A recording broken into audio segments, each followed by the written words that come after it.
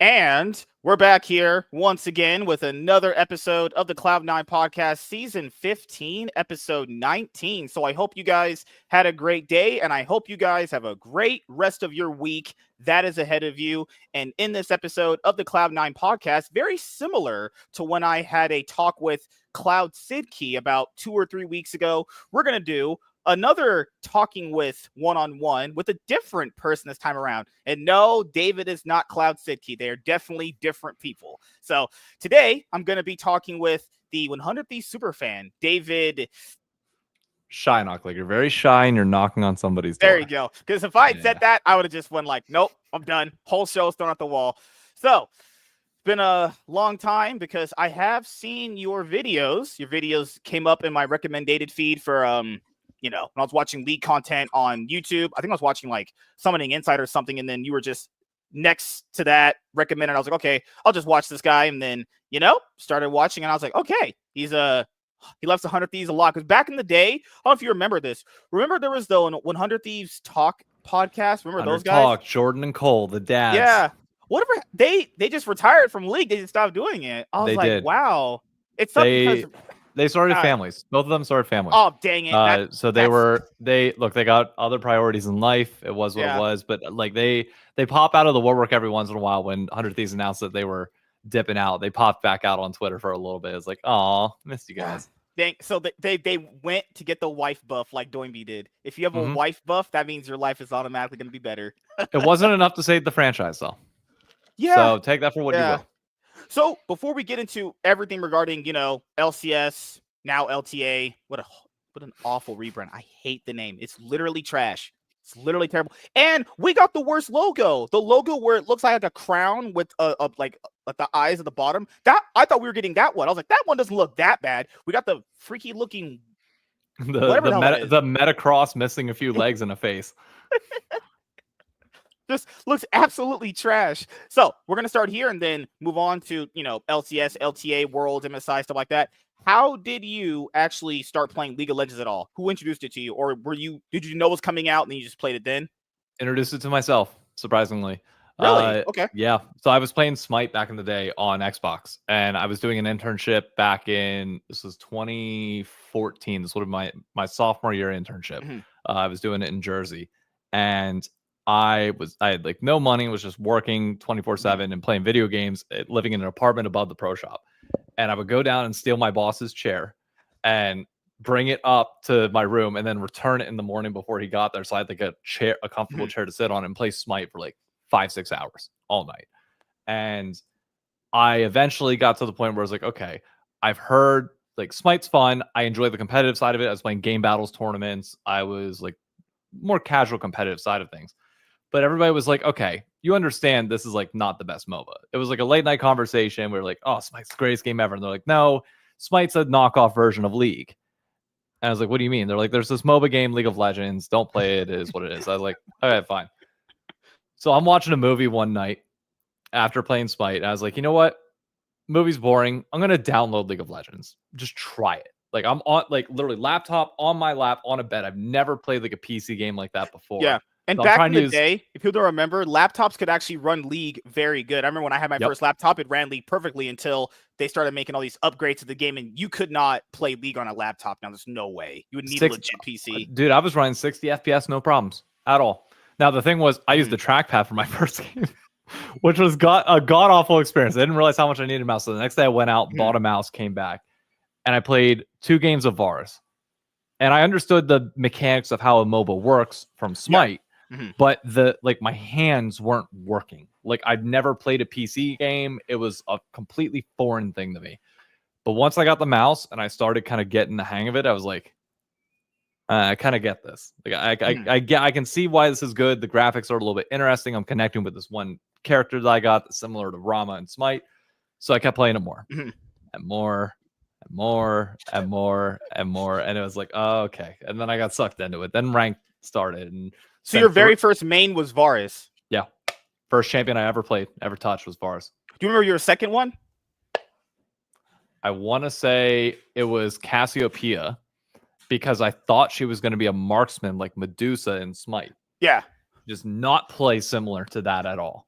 quickly learned that and never touched her again. So that was, and then I like realized, okay, I need to play marksman champions. That's what they call them in this game as well. And then I just tried the onslaught of marksman, Ash, MF. Like I started Googling, like, what are the easiest ones to play? Stick to Ash, stick to MF, stick to, people were like recommending Caitlyn. I was like, nope, not doing that. Didn't start playing Caitlyn until a year ago. So after ADC, which other role did you play? Because the way that I did it was that I main top first. I played Nasus. They thought it was an easy enough champion for me to learn the game, and I was awful because I went from playing like console games growing up, like Street Fighter, like fucking Naruto games growing up. I didn't know what a mobile was. My friend had World of Warcraft, and we had a friend that suggested League because they played League. The other two friends we had played League, and they're like, League is free. You should try it out. And I was at my friend's computer, terrible computer to play League on. Downloaded it and been here ever since.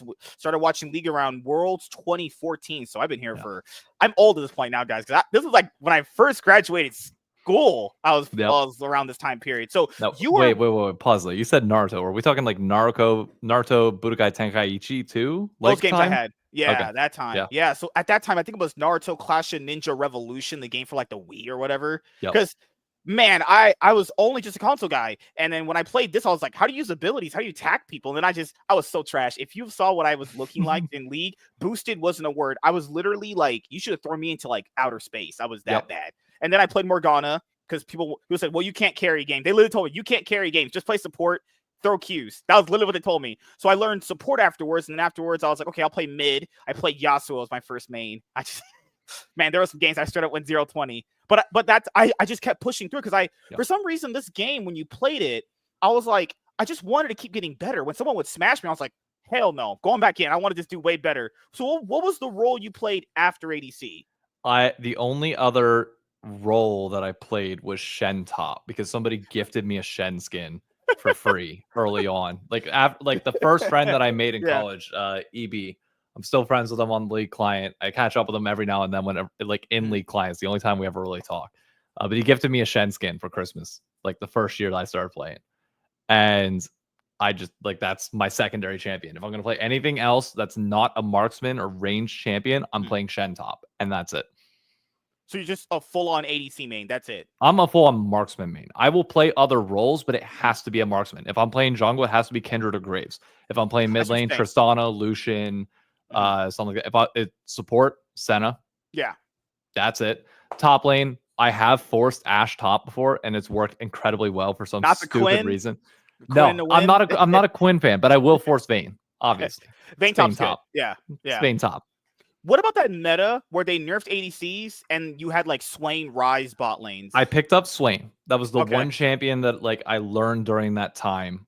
But beyond that, Varus was just like the one that I kept falling back to. It was like, he's trusty. I can CC somebody, maybe get some damage out. Should be fine. Like that was the best I could do. So after you started playing the game, when did you discover like the competitive esports side of it? Before I even started playing.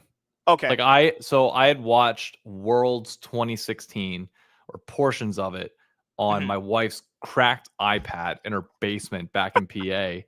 When we're prepping for, this was 2016, so we got married 2017. We were wedding planning at that time, and we were just over at her place. And Call of Duty wasn't on because that was the only esports I watched at the time.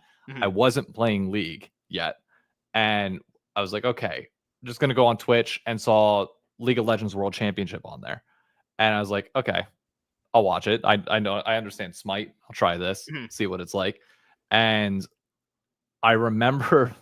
I don't remember like the technicalities of it, but I do remember watching the TSM Samsung game. The legendary one. Yeah, but I couldn't, it didn't, I understood how like bad it was, but I didn't know like the storylines coming into it as much. I didn't understand like the severity of the moment, but I was there for it, but the reaction wasn't the same. Unlike the next year when I had started playing finally, went into Worlds like fully hoping TSM would be able to do it, and it just fell apart. If people don't remember TSM, because a lot of people just forget these things because nowadays YouTube is they have all these different content creators for League now where people just kind of tell you the stories if you weren't watching back then, because the average person is not going to go watch a full season of games back then. It's just not going to happen. But what people forget and a lot of these narratives is, I'm pretty sure you've seen these videos where like 2016 TSM double threw away all of NA's chances. Do people forget 2017 TSM? Literally, if they didn't lose to Flash Wolves, who were at that point 0-5, because World Elite lost to Misfits the next game, TSM would have gotten out because Misfits would have not had enough games to get out of the group. A lot of people just forget TSM straight up lost to a team that was 0-5. That was actually garbage. I remember the top laner was MMD, just a terrible Flash Wolves team. Like, that's not the normal Flash Wolves we hear of. That's like, okay, these guys can take off games of Korean teams and maybe challenge. That was an actual legit bad Flash Wolves teams. And I was like, if you can't get out of a group that easy, you can't leave any groups in. That the freest group was that group. Because like the Samsung one, a lot of people forget, because you said you were watching Worlds 2016. That TSM super team, it's gonna sound like a Cloud9 hater. It's gonna sound like that. That team only had competition from Immortals and Cloud9. That was it. Whenever they faced an actual legit team like RNG, come on, RNG had just gotten Xiaohu. That was 8 years ago. God damn, has that been a long time ago? Jeez. Like, Uzi and Biofrost, Uzi and Mata were actually a really good bot lane despite all of RNG's problems. And this is what I said back then, and I'll just I say it now. They weren't gonna do well against these teams because the competition that they faced here was bad. Like, who was the competition? Just Cloud9 and Immortals? That was it. Yes and no. Did you watch the Esports Garage video on that moment that just came out? Like, okay. Yeah. So the thing that pulled me in really quick in that Worlds was two things. One, I don't know if you remember, ESPN used to do like a top 20 players of Worlds. It was like this. It was a staple piece that came out each and every year. Even the broadcast did it too. Remember, Double If always used to be like 20th. Yeah. And people were always like, "Oh, NA players shouldn't be on this." But like that was the one year that people were trying to make the argument for it. But more importantly than that, when they started talking about teams, everybody had TSM like without a doubt, like this might be the year they make semis. Some people were pushing further, but like I remember that narrative, and that's what like got me into it. Is like, oh shit, we have an NA team that is like actually contending. Like, and I'm new that like this is perfect timing. Hell yeah. And then it all collapsed. Yeah. But like those expectations were just different. And they had the scrim versus T1 where it was like, allegedly those were leaked by Weldon. Allegedly. That's they always say. Good old Weldon. That's a name I haven't heard in a long time. I did meet that guy. Met him, talked to him. He could probably sway me to fucking invest in crypto at this point. If he could talk to me again. I just think that when that time period, I understand the narrative and I understand why people thought they could do it. But after I remember like it was yesterday. After that TSM team, I started looking at NA a little differently. I was like, oh, okay, there's actual like levels to this. Like being bad in LCS is different than a team being bad in like the LCK or a team being bad in like the LPL or at the time EU LCS. So I was thinking, okay, if they're this good, then that means that either two things can be true. Either they are that good and our competition just stinks, or they're just getting away with things that other teams just are going to punish them for.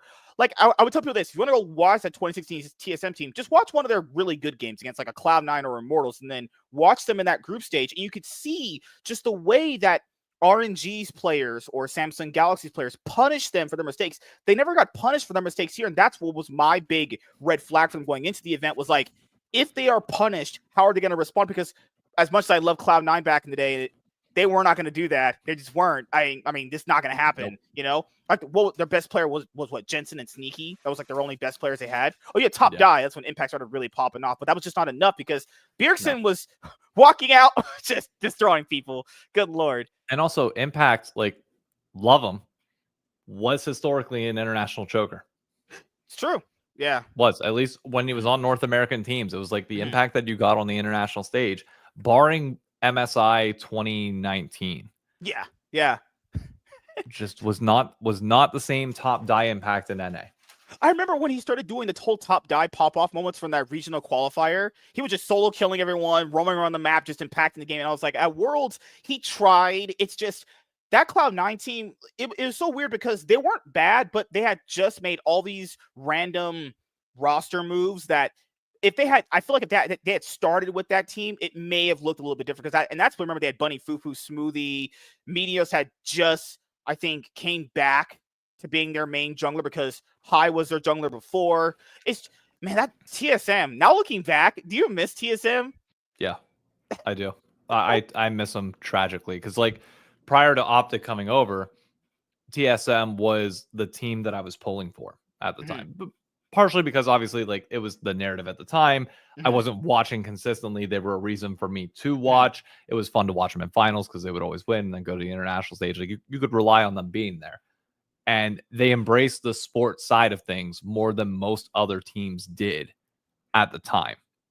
Oh, yeah. And I would, like, it was great because I started watching in 2016. 2017, rumors of franchising begin. And as an Optic fan, we're hearing rumors. Like, everything for us is like looking up and skyrocketing. It's like, we are probably getting in the league. So I'm not going to get too attached to anybody else. I'm going to wait until Optic gets in. But I miss, like, that little era of, like, this is nice to have a team that wins every split for the, you know, the full year that I'm like casually watching playoffs. This is great. You were at the 2017 where Double Lift took the split off and what they play Wild Turtle, good old Jensen, not Zanyes. Yes.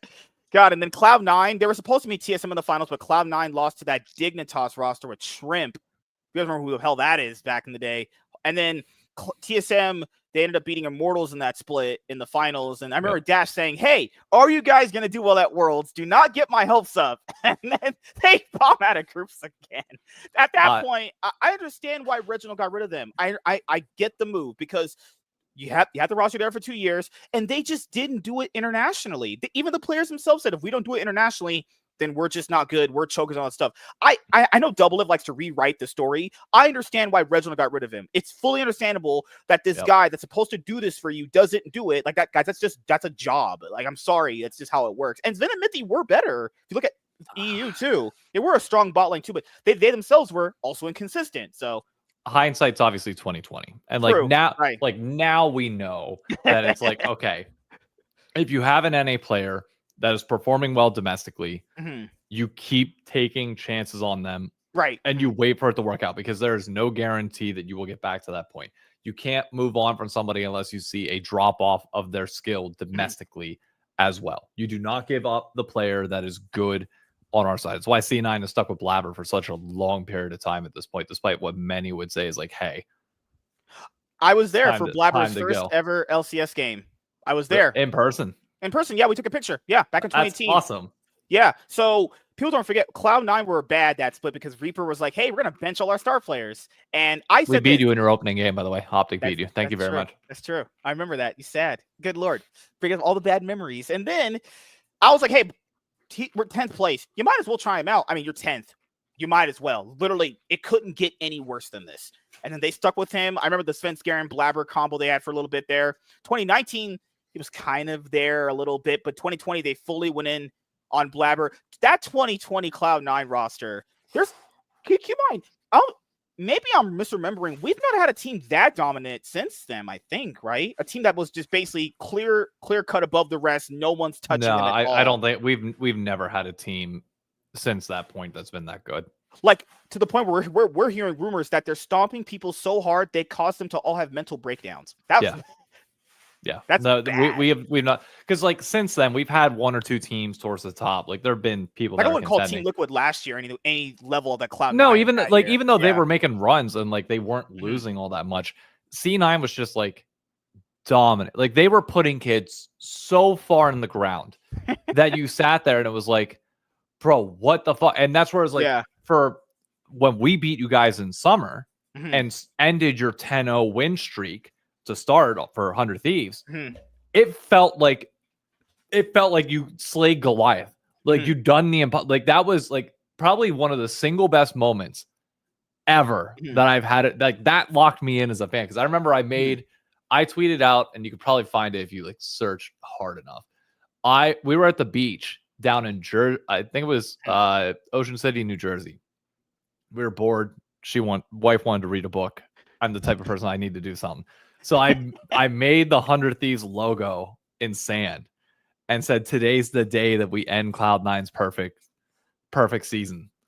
And then it happens. And I'm freaking the fuck out. Because it's like, oh man, this like the stars align, and then your downfall begins. And it's even I get way too happy at C9 downfall. No, you're fine. It was one. I mean, people forget. Like Sven didn't die for like 7 games straight. Didn't die. You know how easy it is for AZ to die with dives and everything. Because this one, like League was like super modern, where everyone knew how to dive properly. Like they barely lost towers. I mean, they lost 2 games in the entirety of the spring split. That TSM game C9 lost when Reaper picked Shen. They really shouldn't have lost that anyway. That was just a horrible draft. Imagine that. There's a little legit world. They straight up go 18-0. And lose a single game in playoffs. I've never seen a team that dominant ever since then. I mean, we had previous other dominant ones, like the TSM 2016 one is there as well. But that Team Liquid team that was dominant last year was like, okay, this doesn't really feel dominant. It just feels like we're just all bad. We're all collectively bad. And remember that joke in the broadcast is a soup? We're all just in a soup. And there's one person the Mark Z soup. I think that was his branding on the soup. So you were here when 100 Thieves came in. Initially with the reuse, it was reuse someday Medios and who was it? Who was the support? Oh, Aframu. Yeah, MVP Aframu. But I wasn't a fan of them at the time. So you became a fan and you said 2020, right? Yeah, after Optic left the LCS, then I need to find a new home, and it's a very easy pipeline for Optic fans to go from, hey, we're gonna go from Optic to Nadeshot, who was a part of Optic, and build up the brand from day one. Yeah, I think I know what team we're gonna go to. You supported Hector, and then you went to supporting Nadeshot. Yeah, it was an easy like if I gotta pick anybody else, this is gonna be the really easy one to do. So that was a very smooth transition. Plus, you had Jordan and Cole. You had a whole bunch of shit going on at the time. Like the org was bigger than life. Courage did a video with Ariana Grande. And like this was back whenever she did a song with it was the Pittsburgh group that I'm not remembering their name of, but the song was Boyfriend. And Courage and Jordan Fisher do like a cover of it or like a skit of it. And the end of it is like Courage actually meeting Ariana Grande in the video. And it's like 100 Thieves felt larger than life. And I was like, oh, this is a great home. Love this. Come on, it doesn't get any better.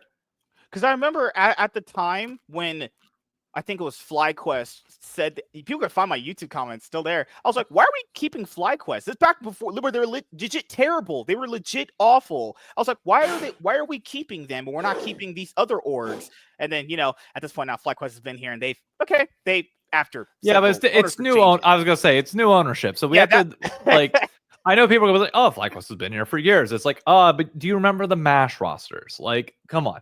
Like, let's separate whenever the Florida Panthers owner took over versus it was literally it was the Panthers owner that made them what they are now, because that previous ownership that was a basketball team that owned them. I think Milwaukee Bucks. I think it was the Bucks. They had them. They didn't really do anything. Like I guess you could say Trisha kind of did it with that whole C quest, B quest kind of thing, but even that was and they did to their credit. They had 2 finals. Like COVID era 2020, they made finals back to back with that Viper. It was Power Vivo. Yeah. Like they were good, but they never built up any brand value from it. Mm-hmm. And then now with the 100 Thieves, I always said for 100 Thieves, they did everything a new partner should. They built a fan base. They were competitive. They built storylines. They got people talking about their brand, even not just from League. They built a brand outside of League with that 100 Thieves YouTube channel blew up to like 500, 600K subs in about 2 years. Like, and now, that was off the back of the Heist too. Like that was their primary series at the time. It was like the League docu-series. That was foundational to the org. Mm-hmm. I do you know what's crazy? I think when they ended it in 2021, when they won in summer with Abadage and closer Huhi, FBI, and Someday, when Nadeshot announced they were ending the Heist after winning, I was like, that's the worst time to do it. You just won. You just achieved what everyone said you couldn't do, because at the time it was Cloud9, TSM, Team Liquid were the big 3. You're like 100 Thieves, nah, I don't think they can do it. They did finally do it, and you were basically chronicling their journey all the way till then, and then he just announces, yeah, this is kind of over. What do you mean it's over? That's like if a TV show straight up gave you the I think a Dragon Ball Z if Goku went Super Saiyan and it was like, yeah, it's over now. Yeah, just like what? You're on top of the world. You win the title. You have Lil Nas X doing your celebration video with you. Like it did not get any bigger than that. And you decide in that moment, like, hey, now we're done with this. What? Probably easily. I would put 2 moments in 100 Thieves League as like the top 2 stupidest moments of all time. That would easily be number 2. That one question. always stuck with me because people have to understand how hard it is to build new fans in this in general.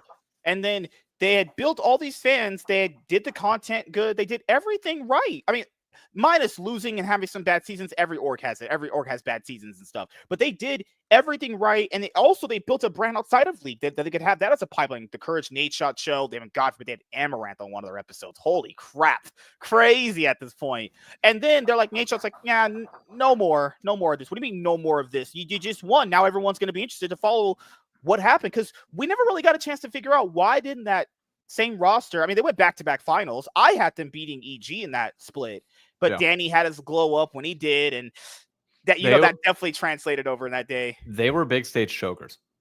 Like it's the reality. Like 100 Thieves in their entire history, for the most part, have been big stage chokers. Like 2018 finals against TL. Granted, it's the TL super team, so like you cut some slack there for getting blasted. First time in the finals too. Yeah, like I hate to say it, nobody in that entire playoffs is beating Team Liquid anything other than 3-0, especially given the circumstances of like everybody having like this larger than life thing to also play for beyond the Rift with the whole double F situation.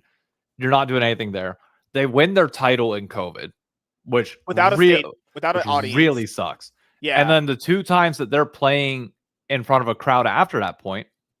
3 times. The 2 times in 2022, first finals against EG. EG is now coming in hot. Like, I get it. But they're not playing the same. Closer shuts down on the biggest stage, like is not playing well. FBI was kind of hit or miss in those moments. And then you go to summer as well. They're playing in the losers bracket match against an EG where Danny subs himself out for Kaori coming in. And we barely beat them. Yeah. In a game 5 when they have a week to practice. It's like, what?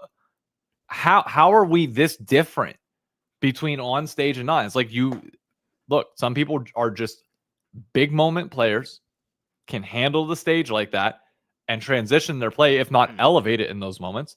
And some players shut down. And we as a team just shut down every time. Same thing goes for, the FlyQuest match last year when we upset you guys to make it to finals weekend. We were never going to contend in that series to begin with. That was a pipe dream, but we still played like ass regardless. So like we have never once had a good series on the big stage. It's also crazy that in all of 100 Thieves' finals appearances ever, it's either been 3-0 or 0-3. Either they've done the 3-0 or they've gotten just 0-3'd.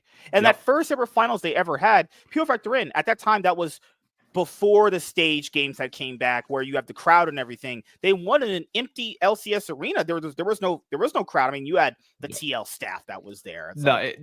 Anybody that ever counts that, like, it counts as a title, but it's a Mickey Mouse title. Yeah. It was.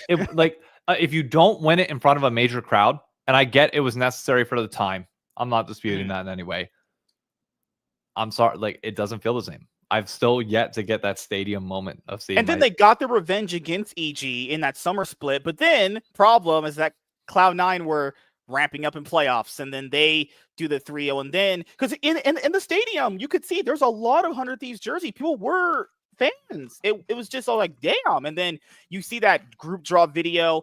You could just tell them there was the chemistry's dead. They're like, all right, let's just get through it. Let's just do it. And then they had group stage where they had to be not subbed in and out. They had them in different rooms because people had caught COVID. Not 100 Thieves people did, but the other team did. So it was all the Chinese teams that came over. They were all getting COVID during the group stage. It was wild. So then they couldn't play certain players on stage. They had to play in backstage. And that was 2022, right? And then 2023. In North America. Yeah. And then 2023, what did 100 Thieves do in 2023? I don't remember. We didn't make it. That was the initial quid split in summer. That was the quid split. Yeah, that was the double up Bjergsen roster. Double up Bjergsen. Yeah. They bomb out in playoffs. We get reverse swept, I think, by Golden Guardians, if I'm not mistaken. Yeah, in spring. Yeah, that one. Or no, I think we lost to Golden Guardians. Either way, we didn't go far in spring. Summer, Crown comes in, or not Crown. That's Optic. Jesus Christ. Quid comes in. First split. You can tell he's nervous. Nervous as shit. Yeah. It did not work. He's supposed to be this mechanical god. We ain't seeing it. Everybody wants him dropped after that point, especially Double fans really wanted him dropped. And it was like, oh man, this ain't great. They got the one series in the lower bracket because they finished like 7th, 8th, and that meant you just get the lower bracket first round. You know what I mean? Get to be an upper bracket. Like that Double Lift Bjergsen roster, in the back of your head, you're thinking like this can't work. It just can't, because Bjergsen was on Team Liquid the year before, and he was not really running it down. He just wasn't as good as he used to be because he's just, it can work. Came over. It could work if you had a jungler like Blabber or even Santorin, but it ain't gonna work whenever you have closer who could play nothing but Wukong and Viego that entire season and would occasionally bust out Vi and just run it down on Vi. He had 2 champions, and once people just figured out how to play against that, we could do nothing. We were so screwed the entire year. Closer and Bjergsen and Double, I knew they weren't going to have good synergy. I remember I was doing videos and I was like, the synergy between those guys is not going to be there at all. Someone thinks Bjergsen was going to work with the closer. I was like, I can tell you this oceanfront bridge, I got you.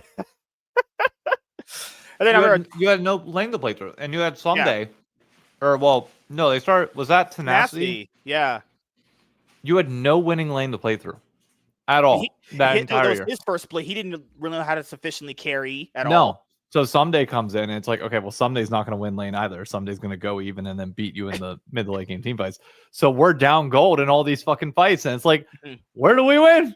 The answer was nowhere. I don't even know how that roster got third. It was literally just because EG with Someday, FBI, and Inspire just started throwing games randomly, massively, and Golden Guardians were like kind of coming up. I was like, because that feels like such a dirty third place. It's like we kind of got third because everyone else kind of just sucks. And then Summer Split, Quid comes in 2024. That's when you had Meech for an ADC, and he just looked never like comfortable on stage. Look, he was always just mentally just crumbling, even in games that were winning. Honestly, yeah.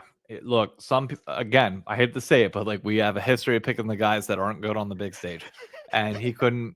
Look, I love him to death. He put out a shit ton of damage whenever he could stay alive in fights, but they just lost every lane massively, and it was just like their mental never recovered. That bot lane was a problem. Everybody wanted to blame Ayla, but then obviously Tomo comes in, and it magically gets really good really quick. It's like, okay, no, I think we know what the problem was. It's also weird because they went away from Tomo after you guys made Worlds and beating Cloud9, and then some of the similar problems seem to always come back in. Like, I understand the upgrade because he's just a overall better player, but sometimes do you need the overall better player when this person is able to make your team a lot more cohesive? That's always the battle, because I understand the move, but it's like, if he's the one that makes your team a lot more consistent, a lot more cohesive, throwing away that for better player upside, it's like, that's a hard gamble right there. I feel like this iteration of 100 Thieves is just all hands, no brains. I mean, I know people have been saying that for a while, but like, there's nobody that, like, you can tell in interviews and the way people talk about the game, there's nobody that's like expressive about how to play the game, their ideologies around it. Like Sven is the one that I always look to as like the golden standard of if you want somebody that is not only good but can sit here and have like informed discussions on the game, his philosophy on it, how he wants to communicate it to people. He's going to do it. Same thing for Blippo. As much as Blippo might piss people off, they know how to communicate how they want to play the game to people. And I don't, like, maybe there's more that we're not seeing, but like, I've never gotten anything from our current iteration of the roster. It's like, yeah, these are the cerebral things that we're thinking about. These are the macro elements, other than, hey, we're trying to play more together as a team and not like sprint it at points. And it's like, that's lacking more nuance than I was hoping we would have. Because it feels like the roster, it feels like Weibo, the roster that made Worlds Finals last year, where they were inconsistently consistent.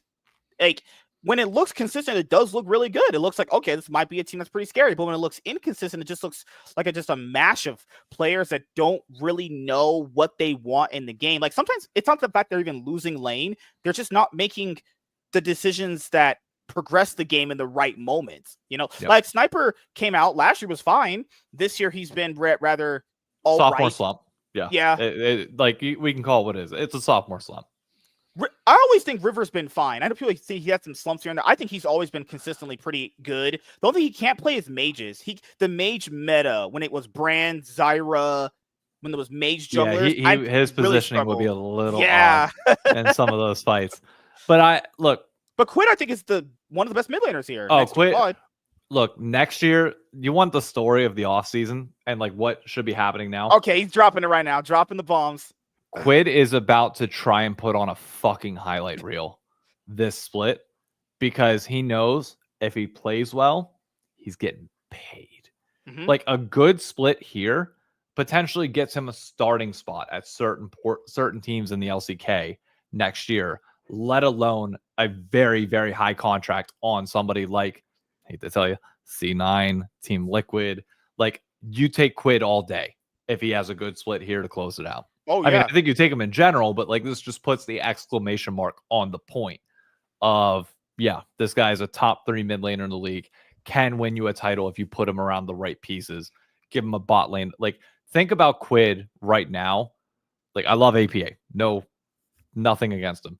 Think about Quid on TL right now and how much that changes Team Liquid immediately. Yeah. Or even go a little bit further down. Put Quid on Shopify. Quid in contracts, and then you have that bot lane. Maybe the bot lane might need to step up a little bit, but I think that instantly makes them pushing into top 4. Because Quid at this point doesn't count as a resident yet, right? No, he's still an import. Okay. Because I was gonna say Lion, but then again, I was like, they already have Senna and Henna. And even then, I don't see him going. Like, the reality for Quid should be like next year, he should be looking at top 3 teams. Like, he should be looking to contend for a title, not go to a bottom team unless the split goes really bad. He should be looking at a title-seeking contention. There should be no reason he should be sitting out a split because he didn't get offers from better teams. Because on 100 Thieves, the only players that I can see getting teams outside of now because they're going to be leaving is Sniper, because he's still domestically still decent. Yeah. Quid and FBI. Because River's going back to Korea. FBI is a tough one because I feel like FBI is one of those guys where he's incredibly consistent, but you also look at like a younger player and being like, yeah, we could probably give him a shot. Try it out. Sorry, it Ayla. Sorry, like, buddy. TL, I'm also looking at for Sniper. Put him behind Impact. Let him learn. Let them, whether it's 6-man roster or not, like, let him learn. That's bold of you to assume they're still keeping Impact after his criminal year this year. I mean, he still had a better split than Sniper. So, like, oh damn, that hurts. That sucks so bad. I mean, it's the like, I'm not going to sugarcoat it just because I like Sniper. I love him, but like the reality is he's got to step up to be able to get above Impact. Even if he does dick him down in every single best of 1 that they play against TL for some reason. So did you ever watch like EU or Korea or China? A little bit. I watched a lot of EU from like 2018 to 2020. Okay. Back whenever I worked in public accounting, I needed something to put on during the day, so I'd always have LEC, EU, LCS on. I remember watching. It was the first Fnatic G2 best of 5.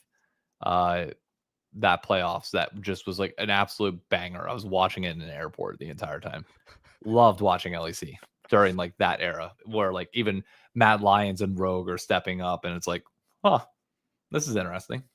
Like, I remember one of those COVID splits because Rogue got first, automatically went to Worlds. Like, imagine that guy. Did you get first in the regular season? You're automatically at Worlds. And then in playoffs, they were out in the first round. Yep. And in the second round, they faced G2 again, and they always historically chose against G2. But they got to Worlds because they didn't win a single playoff series, and they made Worlds. But it was crazy. And it was best of 1 regular season too. That was the wild part. It was crazy how people kept Mad Lions didn't win a single best of 5 to make Worlds. Neither did Rogue in their first year. Rogue didn't win a single playoff series at all in 2020 LEC summer. Yep. So for LCK, who do you support in LCK? You T1. T1. I mean, like, a lot of people have the jacket. Oh, okay. Oh my goodness, that looks cool as hell. How many people do you know that have the jacket with their name on it? Not a lot. Exactly. Might be the only one. I was told. I mean, I'm lucky enough to be in the position where I've had a few conversations with Joe Marsh, and getting the chance to talk to him. Like, I just love the head that he's got on him and how he sees business. Despite the public perception of him, you've actually interacted with him. You actually think he's a pretty good guy. Yeah. Oh, every interaction I've had with him, I really enjoy him. I will say this. I think I don't mind them trying Smash. I'm not going to find that crazy. Neither did I. I think he was fine. Because people will always use double-edged in League. People always use those double-edged arguments, like, oh, but he's not going to win too much for them because he's new. Well, how does he get experience then if he doesn't play? And when he played, it was completely fine. I think it was because the dynamic of their team switches when it comes to Smash, because Doran doesn't need to be a carry if Smash is there, because they'll just put all their eggs in his basket. I don't even feel like the reason why T1 lost to Gen G, I don't think it was because of any other players beside the Gumayusi. Gumayusi had Caitlyn, Karma with Keria, and they were just not impactful. The same bot lane they lost to Dragon X in Worlds 2022 finals. It feels like Gumayusi has various champions, a few of them where he's just either he doesn't know how to impact the game on them, or they just don't have a game plan for him to impact the game. I don't think it was Doran's fault at all. If you're looking at Doran's position, Homolife throw him away because they scapegoat Doran. They're like, well, he's the reason why we lost. And then technically in winter, they were right. Then when it came to spring, I mean, Doran's one of the main reasons why they got to MSI, and also one of the main reasons why they beat CFO. Like in that CFO series, he was going ham. Like they were trying to play through Doran. Like you wouldn't have convinced me and told me that in the previous years. Like T1 are gonna get Doran and they're gonna play through him. That would be just like, are you a genie or a wizard? He did get gapped by Keenan finals pretty hard. Yeah, pretty goddamn. That's hard. The Doran legend. You either accept all of Doran or none of Doran. Hey, and look, that's fine. And look, you got to win way less best of fives at Worlds to win it all. So that's true. But it's true. Maybe he'll be good at that point. But the T1 stuff, I think a lot of that comes down to the fandom, personally. Like I get there's a culture difference between Korea and America, and what people expect from Korea, or what they expect from their organizations and the communication because of fan events and everything else like that, is way different than over here. When I was looking at it, I was like, okay, whether they play or not, the one thing that was made clear to me in that interview is that they only care about Worlds. That is it. They don't give a shit if they lose MSI. They don't give a shit if they don't go to first stand. Does not matter. They don't even, if they don't win the LCK, whatever. If they add another star to that jersey because they won Worlds, everything else is forgotten. So I don't care what happens leading up to summer split. Like once you hit summer split, then you got to lock in a little bit more, like the summer portion of the year. You got to make sure you qualify to Worlds, and then once you're at Worlds, like go from there. But try out whatever the hell you want prior to that. I don't respect to like history of players. I'm sorry. You want to make sure you, at least in my opinion, explore every single option to make sure that you are best equipped to make the right decision come summer to win Worlds. That's it. And you have a responsibility and obligation to yourself, to your organization, to make sure that you try out every option if one is present in front of you. And that's the reason, like, partly I agree with you, because I think when people were like, oh my God, how dare they try Smash? What do you mean, how dare they try a new player? Like, what? First of all, that's already crazy in itself as logic that some of these fans are saying. Also, he was playing, I could understand if he was subbed in and he was playing like MASH level. All right, understandable. He probably shouldn't get a spot at all. But he was playing completely fine. He was playing completely fine. I really failed to understand what was the issue they had. You didn't get a bad player. I think it was residual from Zeus. I think it was looking back on it now, people were so mad at how the Zeus situation was handled and everything there. You still see threads popping up about it to this all the day. time. It's like that then bled over, and it's like, oh well, now you're disrespecting this other legacy player that you have on contract. And it's like, I get we're player first in esports for a lot of people, but if you are team first and you're thinking about this from the organization point of view, all that matters is that form that you want to be in come summer. Everything else is irrelevant. And like people could not get their minds around that. And I get it. That's the esports problem. People are player fans over team fans. I don't think that way. Yeah, because I think what you said is also very true. Like that was like what, 2 weeks, right? Because they had lost Zeus, and about 2 weeks after when the Smash situation happens, that was so quick right after. I do feel like he got a good majority of that because of the leftover situation from Zeus. But the situation now is different for Zeus because in Zeus' position before, he's like, well, I got them worlds. They won worlds because of me. Well, you also are on a team now that lost to the guy that they replaced him with who's also worse than you. So now the situation is reversed. So now it's on Zeus to prove to T1 again that, you know, they made the wrong decision. To Zeus' credit, his time to shine has always been Worlds. He got gapped by Doran domestically when Doran was on Gen G. Yeah, like every time in the playoffs, yeah, it always happened, yeah. Like, yeah, it's not like Zeus was getting better of him, but it's whenever you got to that World stage that he was able to step up. Yeah. And that could still very well happen this year. We have no clue. So, like, Worlds this year, in my opinion, is going to be probably the most entertaining that we've seen going into it in a long time. Like, I'm really excited to see the various different storylines because you now have the West competing against certain teams. And when it comes to those 3 and 4 seeds from the LPL and LCK, we can take series. I don't give a shit what anybody says. Well, oh, you haven't taken a series since 2019. Don't give a shit. We have shown enough to take them to Game 5 consistently that I'm fine with it. On the Eastern front, you have anyone's legend now. EWC winners have their international title regardless of whether it's Mickey Mouse or not.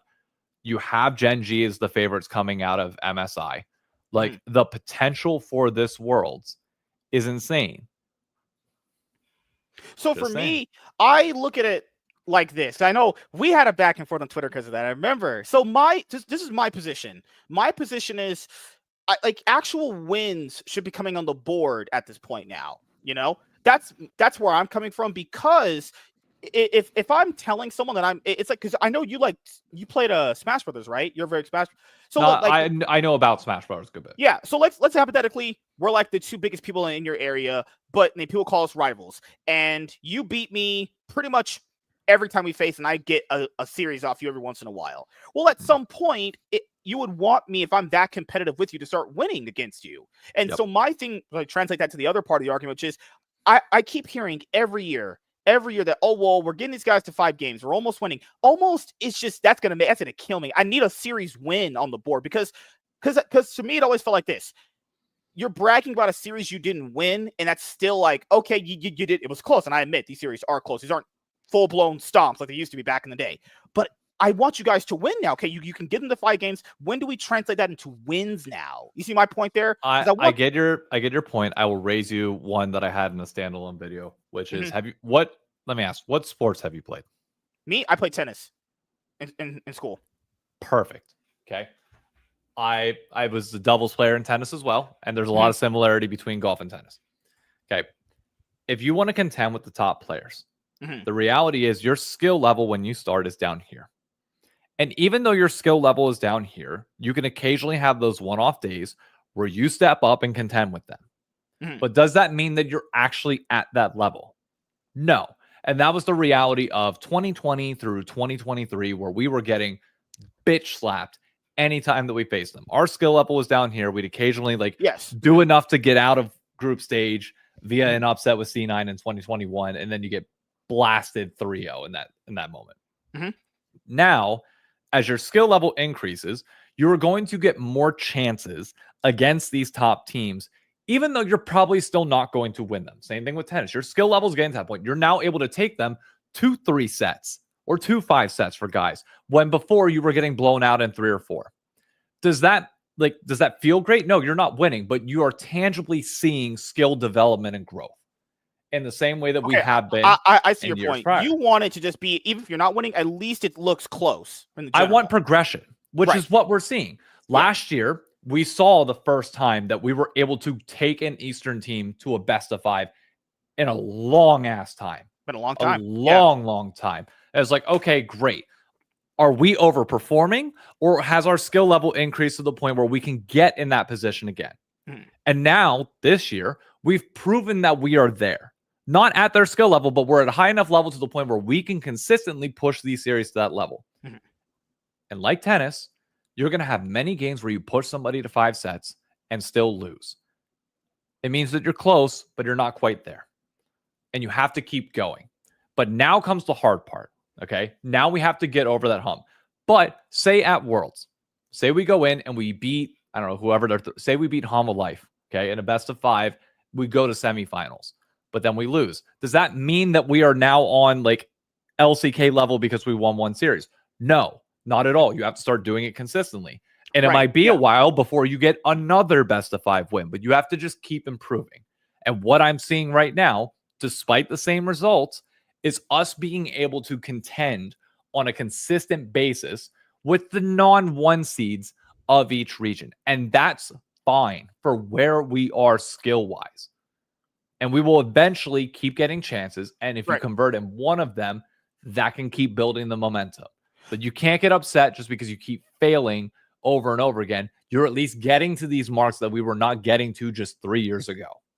So I was saying, also in your argument, does this apply to also LCK and LPL teams also getting stronger too? Because in that kind of world, from what you just pointed out, if I'm the weaker person and I'm progressing up to you, so like let's use like Goku and Vegeta, right? Vegeta's progressing to Goku's level, but that doesn't mean that Goku stays stagnant. He also would improve too, right? Yeah, we have to like it's a line. Like obviously, like if they're increasing at this level, you're eating and we're increasing here. No, these are actually Chipotle chips. Oh. So if they're increasing at this level, right, and we're going here, obviously, like you're going to grow at different rates, and that's not good. Right. As of right now, the LCK has been on a steady line of improvement. We dipped down for a little bit there, and now we're coming back up. We're at a higher trajectory, but eventually that will flatten off because as you get towards the top level of the curve, it's not a straight line where you keep going up.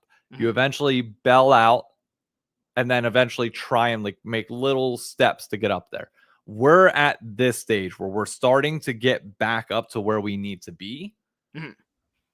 Will that last? Time will tell. Like these are multi-year things that we cannot fully judge until we're out of it. Like the era that we're in right now of being able to contend with Eastern teams started last year.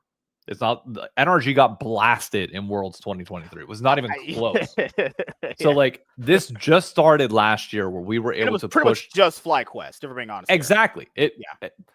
TL had their moments. I will give them credit, but they also collapsed. Like they did make it competitive against T1 at MSI and EWC. They did, and that's the thing. TL had a good MSI and good EWC last year, despite again not getting it done. They were able to push them. Right. And it's these stepping stones. Now you need to keep seeing that more. We need to consistently be taking them to 5 games. We need to consistently be in that position to close it out because you will then get familiar with it and be able to finally do it at one of these points. And it's even harder for LTL teams to do that. Oh, sorry, LTA teams to do that because you're playing against players that are, I mean, skill level, like just from, I know Bwipo said that he can handle Eastern top laners. Games I was looking at, I was like, this is looking, I don't know if, I was like, I don't know, buddy, you're getting gapped pretty hard in some of these games, but there was games where he was winning. And then there's the other argument people would use if this Eastern team made a roster move that made them weaker, I was like, okay, to be fair, you can't predict for that. If that's your fault if you made a roster move that makes you weaker. That's like, I can't predict for that. But my thing generally comes to like our teams, EU teams against their teams is like the skill level, like, is there a player here that is as strong as Chovy? People will say no, quad, and there's never gonna be, but like that's where the difference for me comes in. It's player skill. The player skill makes it a massive bigger gap. Yeah, now, but our expectation should never be to beat Gen G. Like if we're like a performing Gen G, our expectation should not be that.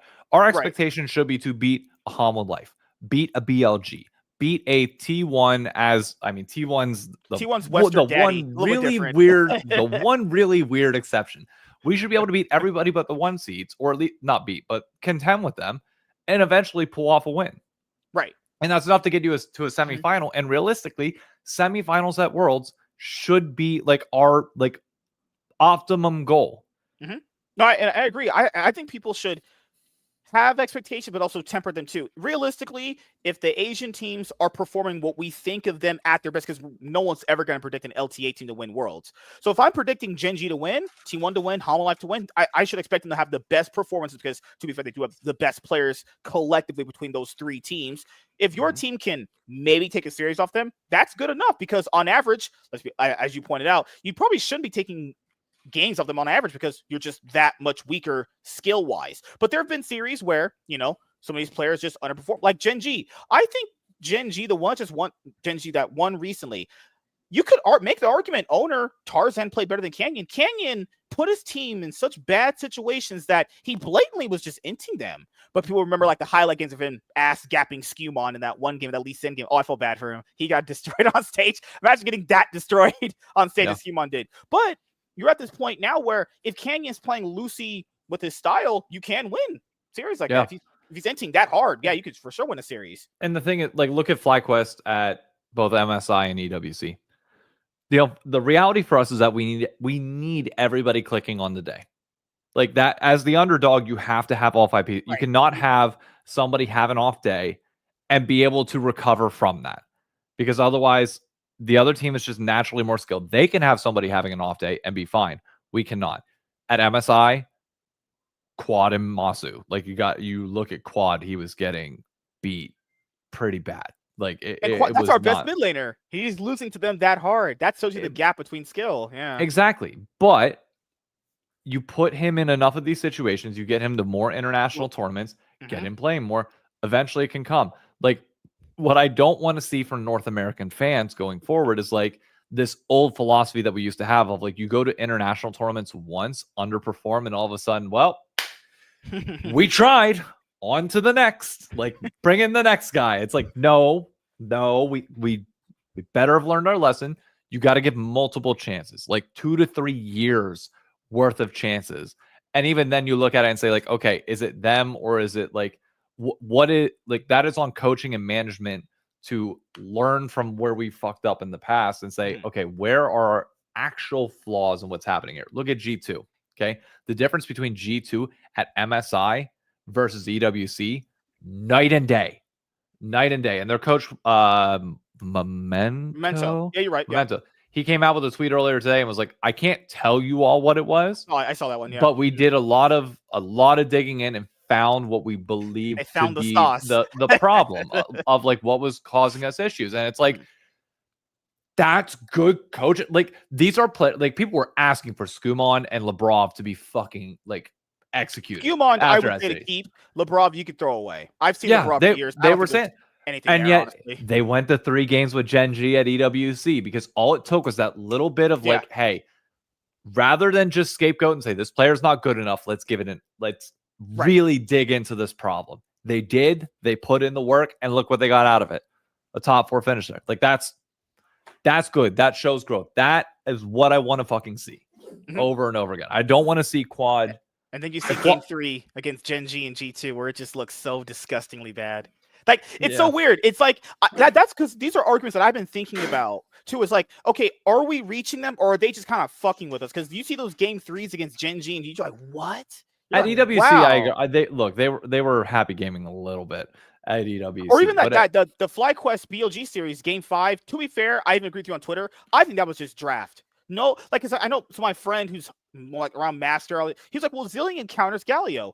And that's what I always try to tell people in League. Those little counters that you think work in solo queue, the reason why they don't work in competitive plays is because these guys know how to deal with it. So if someone played Zillion against me, against Galio, I'll be like, okay, I'm probably going to fold here. I'll probably just wait until scale. Knights definitely played against Zillion when people thought they could counter him with it. Like these kind of counters and styles that we think in solo queue work, that doesn't work against these guys. Why do you guys think no one plays Shaco? His tricks are not gonna. No one's falling for that shit. But I think they can work if you throw somebody really for like. It has to be the right setting to the point where a surprise pick works. Like I look at like when was the last time Jungle back in the day? Well, I mean Shaco, I think is a great example. Do you know when the last time Shaco was picked? Fuck. It's been at least about good 7 years since he's been picked, right? Nope. No. I don't remember the last summer. Was the last summer he was picked? Was he support? I don't remember. Damn, it was Shaco Jungle. Shaco Jungle. It must have been an EU or something like that. It was a Shaco Jungle, Vigar mid. Good lord. It must have been either EU or was it China. Must have been one of them. It must have been. I'll have to look it up. It was Quid and River. Quid and River. And they crushed on it. There are certain situations. Yeah. And this is why I'm a big fan of Fearless Draft. There are certain situations where these niche picks can really fuck somebody up. Right. And it is on teams to now do your research and dive deeper into your champion pools, and on the players to practice additional champions. Like, the definition of what it is to be a pro player is changing. You need to have more depth to you. You cannot also league itself naturally changes anyway. Yes, and like I'm really, really happy to see like this be the thing. I know a lot of people have issues with Fearless Game 5. I love it. I think it'll eventually fix itself as time goes on, as people like begin to learn more counters.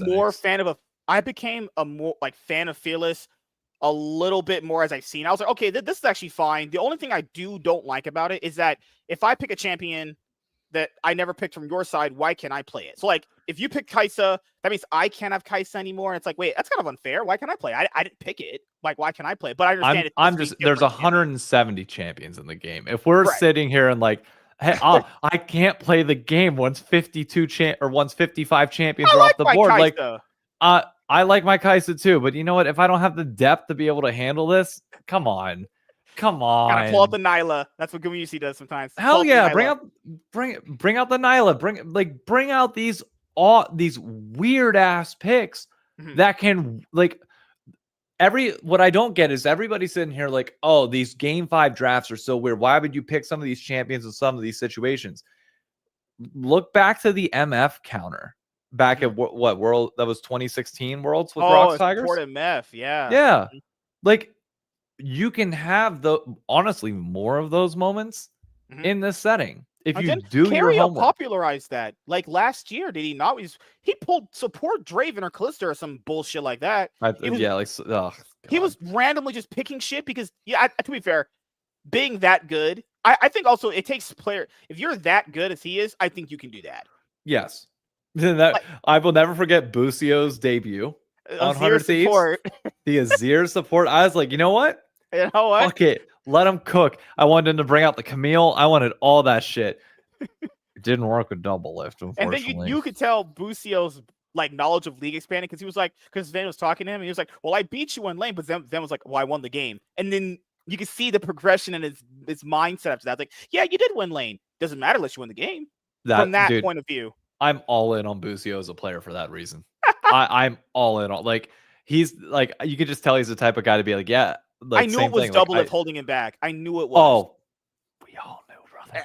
We all knew. We just didn't want to say it because the double lift fans are so loud. It's like, come on. So I want to ask you this: you've seen so many champions come into the game. I'll give you two champions that came into the game that pretty much just changed a lot about how people view and see the game. My two are Zai and Rakan. Ever since they made those two champions, things have been honestly just insane. Like, Zai and Rakan come into metas where they're not even the best ADC and supports, but they're just so useful. Their utility's great, ults are great, they impact the game very good. Rakan essentially is just a better version of Alistar if we're looking at just that as a champion. I think Zai and Rakan have been the best champions they've made in a very long time. Design, they're really cool, they're really fun, they interact with the game a lot. I'm all in on the Love Lovers duo. My favorite champions. I agree those champions are good. They were a little bit before my time of like really like getting into things. It was the perfect alignment for me of like, I really started getting into League. This is 2018. Optics here. I'm like following it hardcore. Kai'Sa gets released. And this is like the funnel Kai'Sa meta. Funnel Kai'Sa, funnel Yi, like that weird time in 2018. I love Kai'Sa. And obviously the way she plays is just fantastic to watch. Like, it's amazing. You watch LPL ADCs and they just make her look like she's just gliding on air. It's beautiful. There's an art to it. That's great. The other one, I would say, is Lilia. I love a good Lilia player. Lilia player is good. Is awesome to watch. When it's bad, it's really bad. It's like Bambi should have been shot earlier in this good movie. Old 10-man sleep. Never forget the 10-man sleep. No. But it's like a bad Bambi is a bad Bambi, but a good Bambi. It was crazy. Great. We were talking about earlier before the show started when ADCs were like, I think Doublelift and Aladama were like, man, ADCs are so bad in the recent years. We've had Zeri, Senna, Aphelios. Yeah, but there are different types. Like my gripe, and this is why I'm so happy about Janara being in the game, is that she feels like a traditional ADC. Yeah. And I don't want that to come off as like white man says make ADC great again. Like I would don't agree if you need don't need that. said that. But it's like it feels like a good ADC. Zeri, I get the concept. I get you wanted an ADC that flies around quick like a bee and gives you like little shots that hurt, but she just it's not fun. And having to spam a key the entire time Oh yeah. is annoying as shit. Senna plays way I get the idea that she's supposed to be more like a Jhin in the fact that she's Oh. I think he's still here. there. You're Yeah, good. I'm still You're good. in the sense that she's supposed to be like really everything good. Yeah, you're good. Yeah, I can hear you. You just camera froze. That was it. Okay. Yeah, everything went black on my side too. I was like, did it DC? I don't know. That's probably the best freeze frame you had right there. Yeah. Of course. Oh Goodness gracious. Mr. Blanks, who's a fan of yours. No, I haven't. Oh, what did he say? He just said L. just Yep. Don't trust him. Just two good-looking Yep. white men talking about League. Oh my god. Jeez. Holy crap. Don't worry, his camera's coming back. He's in 144p. He'll be back in 420 at some point. Yep. On my Good side, look. it looks clear. I don't know about yours, but on my you're side, good. You're good. No, as you were saying, because you said Senna. Senna's more like Jhin. I'm trying to think who's the other ADCs. They've had Nyla come up, but Nyla never really popped off like that. Fuck Smolder. Smolder. Nah. Like I grew up on Dragon Tales. I love dragons. That dragon can honestly go off himself. Like I need like House of the Dragon level of like Khaleesi messing up in the dumbest way possible, delete it from the game. Like yeah.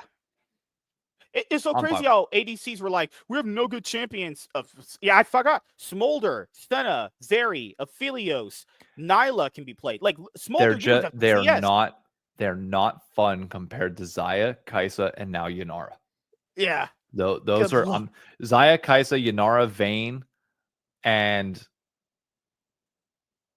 I think that's about it. Those are my four. Like, if you want to absolutely have fun in the ADC role, those are one. I'd add Aphelios in there, but Aphelios is a little bit different. Aphelios feels like a more complicated version of Jinx. Yeah, Aphelios is like there was a game that I used to play that was like it wasn't Pocket Tanks. Pocket Tanks was a thing you played on PC back in school because it was like one of the only games you could download. Were you ever a Callista enjoyer? No, I hate Callista. And there's a dude in my chat that constantly, every time I'm on stream, I have a redeem champion option. He's like, how you feeling about Callista today? And I'm pleading with chat to get somebody else to redeem it so I don't have to play Callista. But it's a running joke at this point that I'm being forced to do it. So I was so happy when she didn't win a single game the entirety of MSI. Nothing made my day more than that. 0-10 the dream for Callista. I like even when I mained ADC, it took me a while to get on the Callista train. I was like, what's so good about this champion? I be honest, I'd rather just play Caitlyn. That's what I'd rather play. I don't mind playing Callista. Just if you don't have a good support, it just feels like the game's unwinnable, honestly. I mean, that's League of Legends in a nutshell right there. But Callista's even worse with it because if your support doesn't know how the Callista ult works, they're like, one guy literally said, why are you throwing me in? I was like, what do you mean? Why am I throwing you in? I hate people sometimes in League. Like, I don't mind if someone's new, but if you're new and you think it's okay to go 0-10 in games, it's like, come on, we're all learning. That's fine. But you just don't get just have the right to just straight up feed games and then go, oh, I was new, so I just went 0-20. Oh, sorry, guys. Like, no, I never liked that. First of all, when I was new at stuff, I didn't just suck at them. You read, and that's part of League players. They don't read abilities. Read the abilities, figure out how they work, and you're going to mess up. That's fine. But there's just no excuse ever to go 0-20, 0-10. I will say, I did have some of those games early on, but I am in my honest to God mind, I watched a video. I forget how old it was now, but they were like, look, if you are having a bad game, be useful for your team in terms of pushing objectives.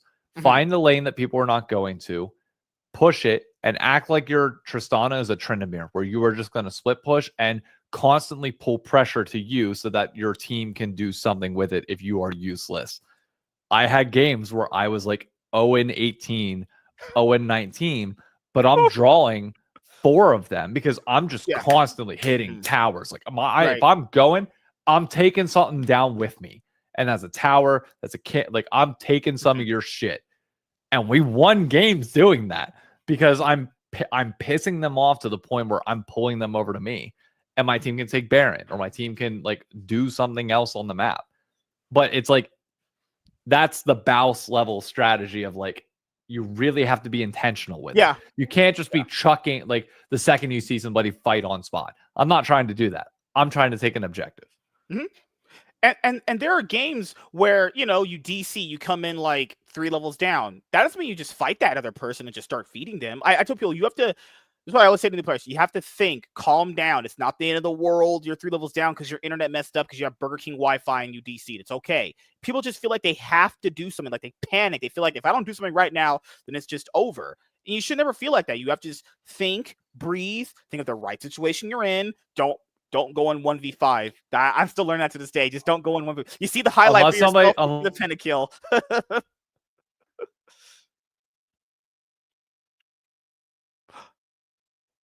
He'll be back in just a moment. Callista is so bad, but that guy in his chat loves Callista. Oh, he's back. Nope, he's frozen. And he's back. There he is. That was you. Dude, I'm telling, like, it literally just like spins. The screens are black on my side. Nothing changes. Actually, you came back clear now. You came back clear. Yeah, you're good. Hey, there we go. That works. So I wanted to ask you this: what's your favorite international tournament you've watched the league? It could be World, MSIs. All right, let me draw a distinction between. It's not really a distinction. Worlds 2022 is the greatest tournament that has ever existed, period. I'm not going to mince words on that anymore. I'm just going to say it how it is. Finals alone was unbelievable.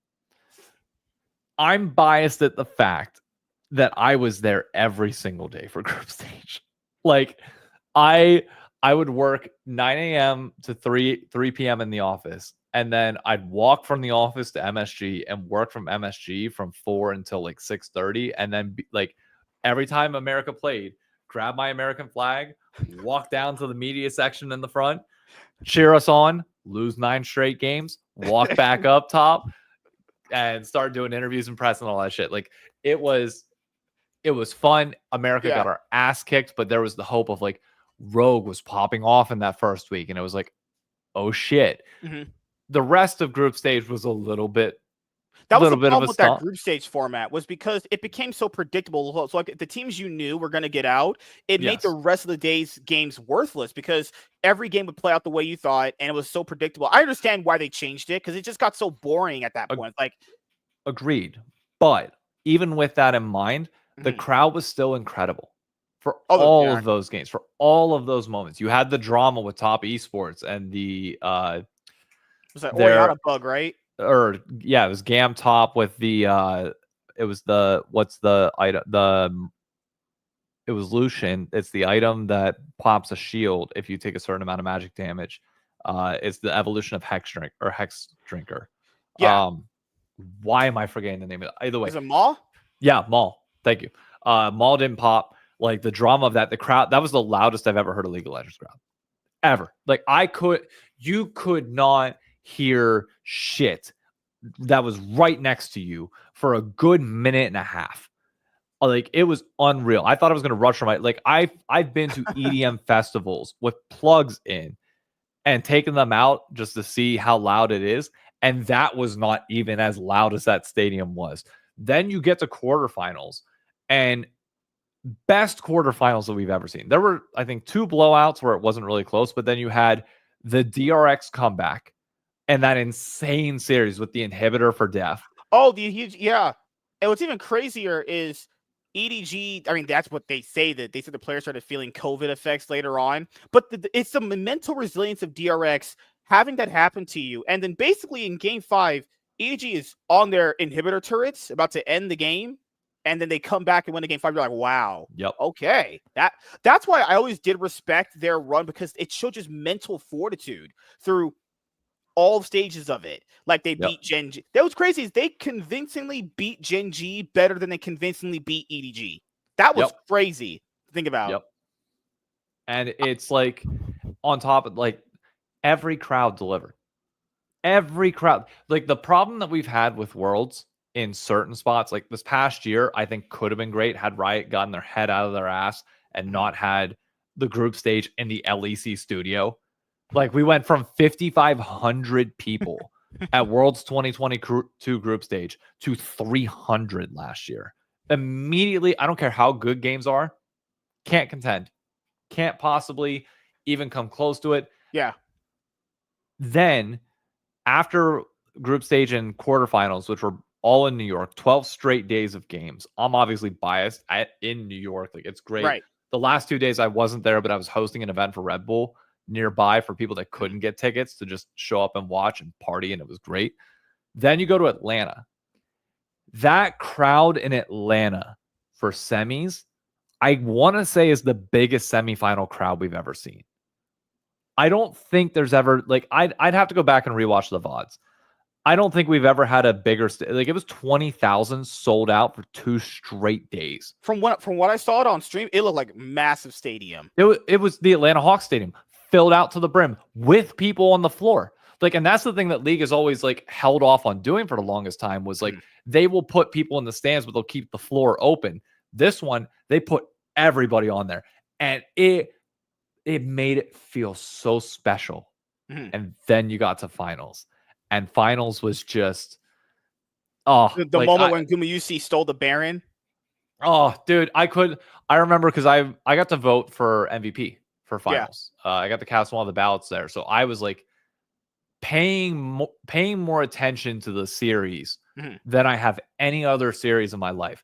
And after each game, I'm pulling out my phone, recording for TikTok. I'm just saying, like, okay, these after game one, these are my MVP candidates. On both teams, if they were to win in this situation. And I'm going back and forth. Kingan's having a good series. Carry is playing out of his mind the entire time. I'm like, okay, T1 wins this. It's Carria's, period. DRX wins this. Game 5, there's like, I was picking between him and who was their support at the time? Why am I blanking on his name? DRX is Beryl. Yeah, Beryl. Beryl had a great series. Like, it's weird because he usually sucks ass, and it was that series he really just stepped up. Yep. That was when they picked Hecarim. Yeah. Yeah, and Zeka was also having a great series. Faker was more choking than it was Zeka playing like insanely well. But like game 5 was just magic. Absolute magic. It hurt so bad when Heat Carry just broke down and cried. But it's needed. Like I get people were really pissed off at that time of like, hey, why are you showing the camera on him as he's having a mental breakdown? I was like, because it's so important for the context of what is probably going to come. You want this shot. And lo and behold, it became one of the single most defining moment in Carrier's career, because then after that, he's now back-to-back world champions. And you look back on that moment saying he went from his lowest to his highest. That's peak sports storytelling. And that only happens when you're willing to put a camera in a situation that is otherwise really uncomfortable. But kudos to the cameraman for doing that.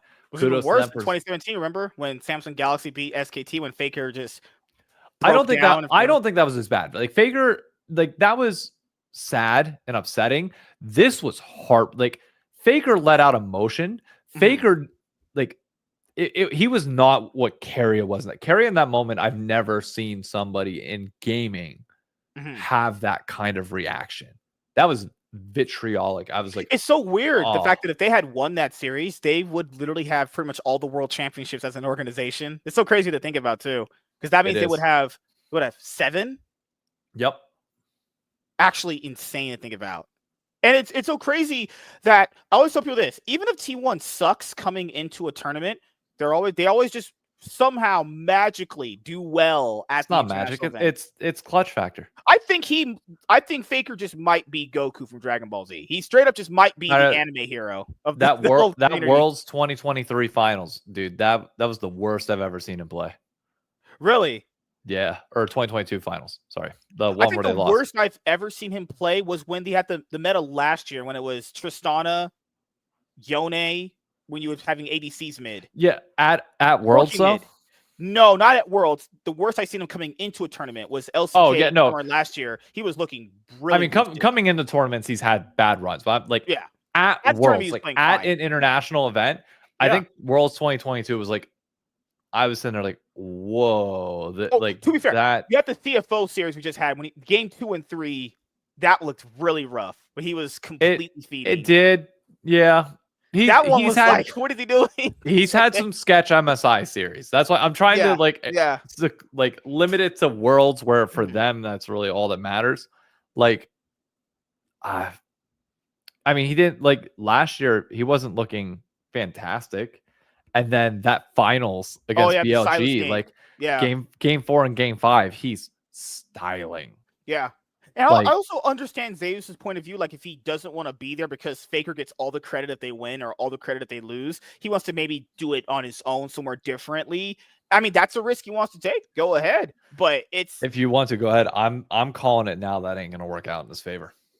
I mean, we've seen Homolife at this point. I think Homolife tried doing that thing that has happened in League forever, and you know what I'm going to say. Super teams don't work in League. There's only been 1 or 2 that have ever really worked. A lot of you guys are younger. You won't know this. The KT super team back in the day when you started watching, well, with Mata, Smeb, fucking hell, that one with Pawn and everything.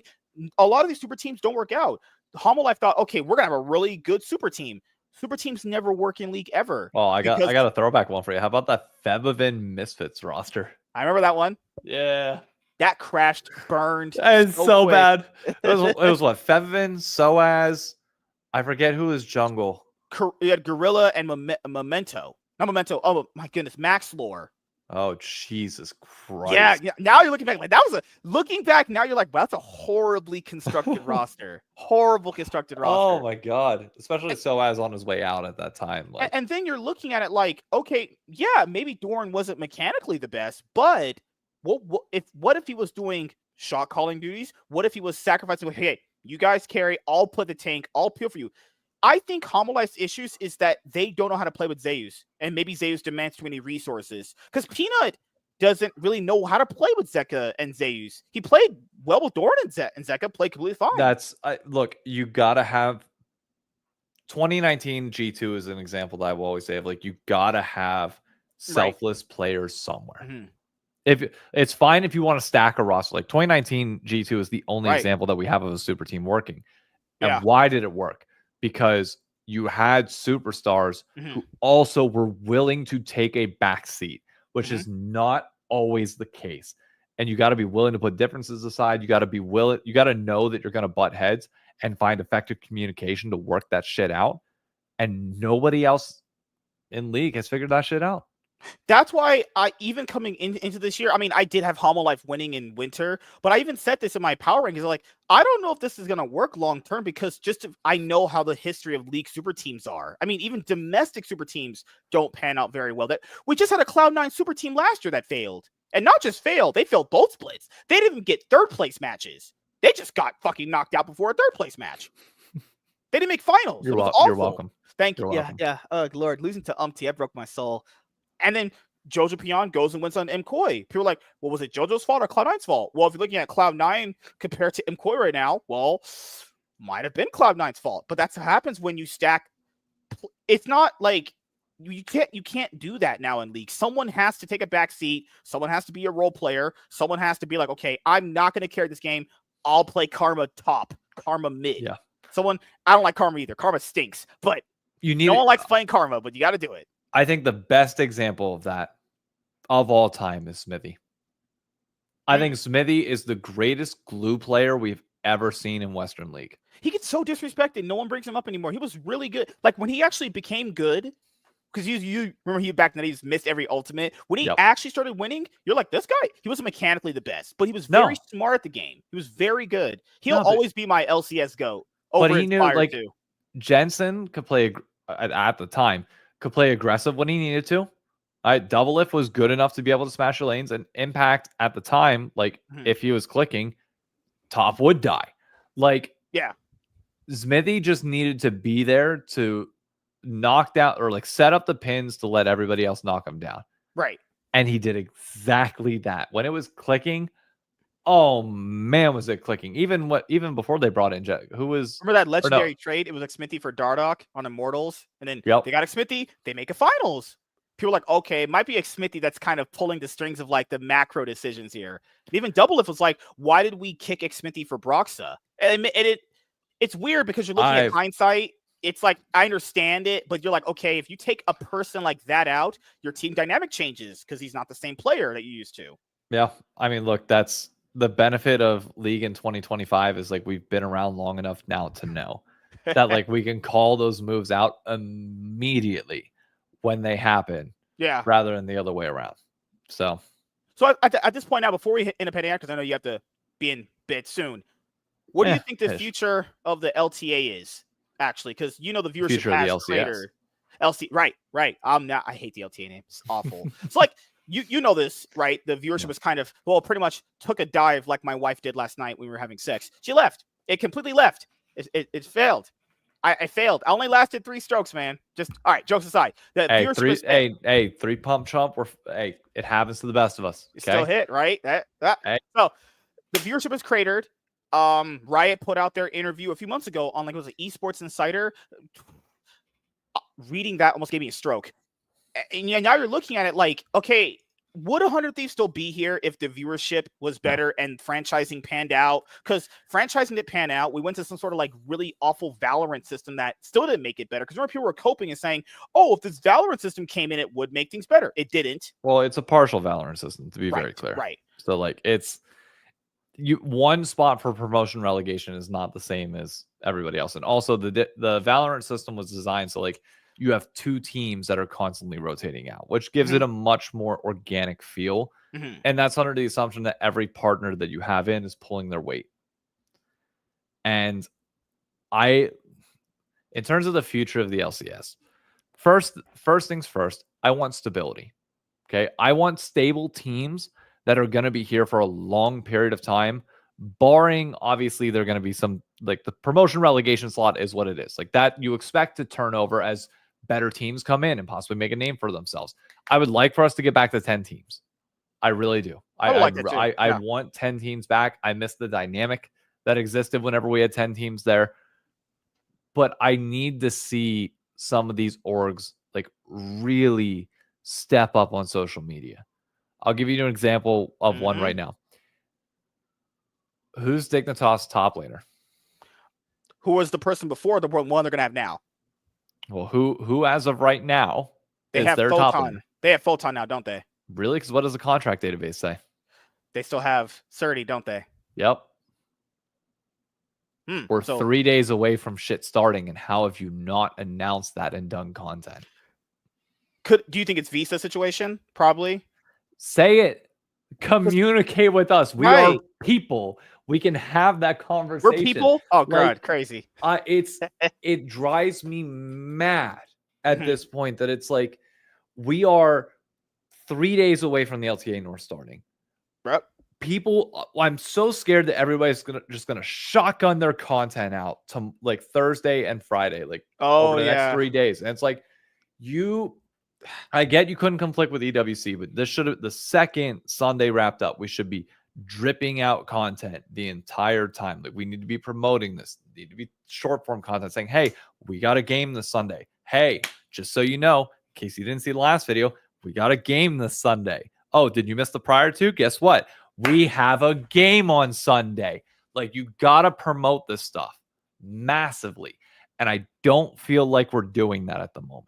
So if you want to save the LCS, first and foremost, make it the LCS, get back to 10 teams, have some stability. And from there, the partners that we have that will be stable actually put in the goddamn work to make content that connects with the general public, because what you're doing right now is not working, at least not for everybody, and everybody can't do the same thing. Oh, we either. know it's not working because the viewership shows it's not working. Yes, players.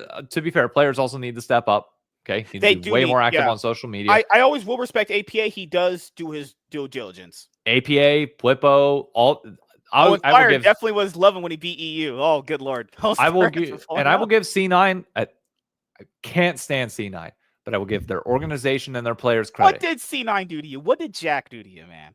What did Jack do to me? He assembled a Call of Duty roster back in 2016 during the Black Ops 3 World Championships that took down an Optic Dynasty squad that was destined to win, winning back-to-back tournaments prior to coming into COD Champs. They may have dropped a series in the upper bracket, but you know what? They were still looking good up to that point. So the Game 5, Round 11 between Optic Gaming and C9 in the losers bracket, which saw C9 winning because bullet registration did not connect properly on Formal's VMP or MA. I think he swapped, or no, I think it was Karma's VMP, if I'm not mistaken. That didn't connect. C9 knocks us out of the fucking tournament that we should have won. My grandmother died that same time, and I'm watching all this as I'm attending her funeral or going around the funeral proceedings. So my life's in fucking shambles, all because of goddamn Cloud9. Okay. So luckily, when you guys got out of Call of Duty, when C9 got out of Call of Duty, okay, weren't there next year, we win champs. Okay. That you want the moment? That's PTSD. That shit's 9 years ago now. I ain't ever forgetting it. We have three World Championship rings in Call of Duty. C9 just got their team back because, you finally decided to pull your heads out of your asses and say, Call of Duty's actually a good esport. Might want to stay in it. But your roster's shit, so it's fine. I hated those decisions that Cloud9 would do. They would grab these other esport teams, and at some point, I knew they wouldn't last that long. The only reason why I know they got them back is because EWC gave them money. Bingo. The only reason why. That's the only reason why they got them. Jack literally said in 2023 at the end of it that he had just brought Cloud9 back to profitability. It's a tweet. People can go see. It's still there, right? So I seen your videos about this, but I want to actually just one thing before we get into the LCS teams and their content. Yep. What made you actually start doing YouTube content? COVID, really. COVID happened. I would watch. Prior to COVID, we had bars that we go to every other week to watch LCS. Every other week there were watch parties here. Yeah, I remember shit talking an Echo Fox fan back in 2018 because Dokla picked York, and these two Echo Fox fans traveled in from DC for the day and were watching it, all of us. And the second Dokla locks in York, I was like, "You guys are fucked." They're like, "What do you mean?" I said, "He's a York one trick. You're not ready for this." And he nearly perfect gamed him. It was wild. But I'm used to watching it in bars and having these conversations and shit talking. And when things shut down in COVID, I could post on Reddit. I could it didn't do as much for me. I needed an outlet to just talk about vent. It. Yeah. Because I can't shut up. And that bleeds well into content. So I just started, TikTok was just starting to blow up at the time. I posted a video of my dog literally coming out of the covers to a song. Okay. That was cute. It got 164 views and 15 likes. And I was like, you could keep doing that and probably grow it, right? I wonder if I could do that for video games. So my wife had bought a Blue Yeti mic at the time. Sorry, Elgato. Let's shout out to Elgato, my current sponsor.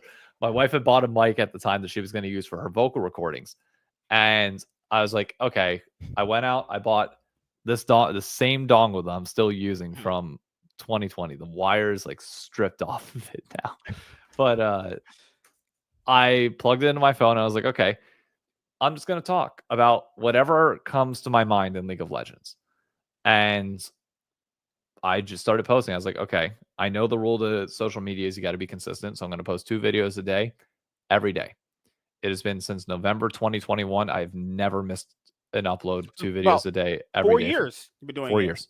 Never missed a video. Your anniversary should be coming up very soon then. Yeah. Okay. So I'm going to make sure we had that out of the way because we're back some years ago that people always say was TSM, that was the big brand. Cloud9 were there too. Content was much more different back then because I feel like the content was just overall better. Like Yeah. docuseries videos were better. People don't understand docuseries videos is how fans would understand who a player is. They would give their stories and everything. They don't like Cloud9. I hated that video they did. It was the one before the spring split started, where it's the vlog of them in Korea. You don't understand how they changed the perspective of their team, and they're talking about Anero's solo queue rank in Korea. It's like we don't care. Like no one's gonna. No offense to Anero, sorry, no one cares about that. You know, Yeah. It was one of the worst put together videos I've seen in a while, and it's like I agree that there's a video you made on your channel talking about the LCS teams currently don't do a good job making content. Team Liquid had squads, then they did some sort of like narration. Yeah, I wasn't as big of a fan of the narrating thing that they did and then they just stopped doing them. And then they just stopped. Then content just stops. And then, like, do you remember Revenge when he was on Immortals? He was like, the people like, "Where's the content, dude?" He's like, "Well, we were losing a lot, and I didn't really feel like doing it." It's like that. No, and that's the part that pisses me off the most of people not understanding. Like, when you are losing most, guess what? People want to hear from you. That's actually my most viewed times on my channel on TikTok are when North America gets beat at an international event, because I have Europeans and Koreans spamming my comment section talking shit. And I love it. I embrace, like, I'll sit there and, it's like, you earned it. Come on. Right on the chin. Good. You got a good shot. Line it up. Aim it well. Come on. And when it's good, then guess what? You've gone through the hard time to talk shit. But, like, you need to be posting. People want to know your story. They want to know your journey. They want to see what you're doing this entire time to get to the point where you're either winning or losing. And you have no downside to sharing that. Oh, some social media hate. Guess what? I've gotten death threats too. You block them and you move on. Like, that's literally when I always post a lot during whenever Cloud9 loses or any of my teams lose, and I get good lord, people are when I said my favorite moments of MSI was when Genji beat T1 twice. Woo!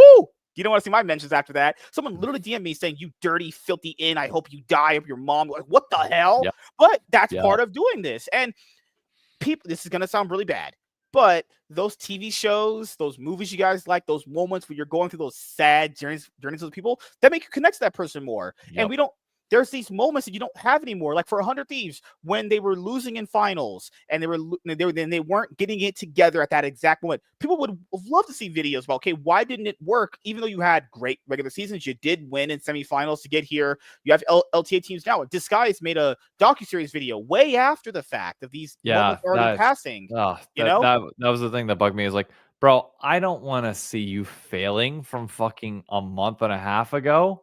Yeah. Like, I should like he's going to be live in Poland riding a roller coaster now. I'd rather watch that. Like you said in your video, you need to capitalize on these moments now when they're happening so you can get the viewership, because those viewership numbers in the algorithm when the LTA is going on translates to recommended feeds, so people go and sub to those channels. Dignitas makes no content. Dignitas, people talk about orgs that shouldn't be here. Dig shouldn't be here. Dig is literally worthless. Dig is actually about as bad as Vitality. They're literally worth. If Dig was gone, none of you would care. None of you give a fuck, honestly. If Dig literally didn't exist, no one would care. No one would be like, "Oh, damn, sucks that Dig's gone." No one would say that. Not a single human being would say that.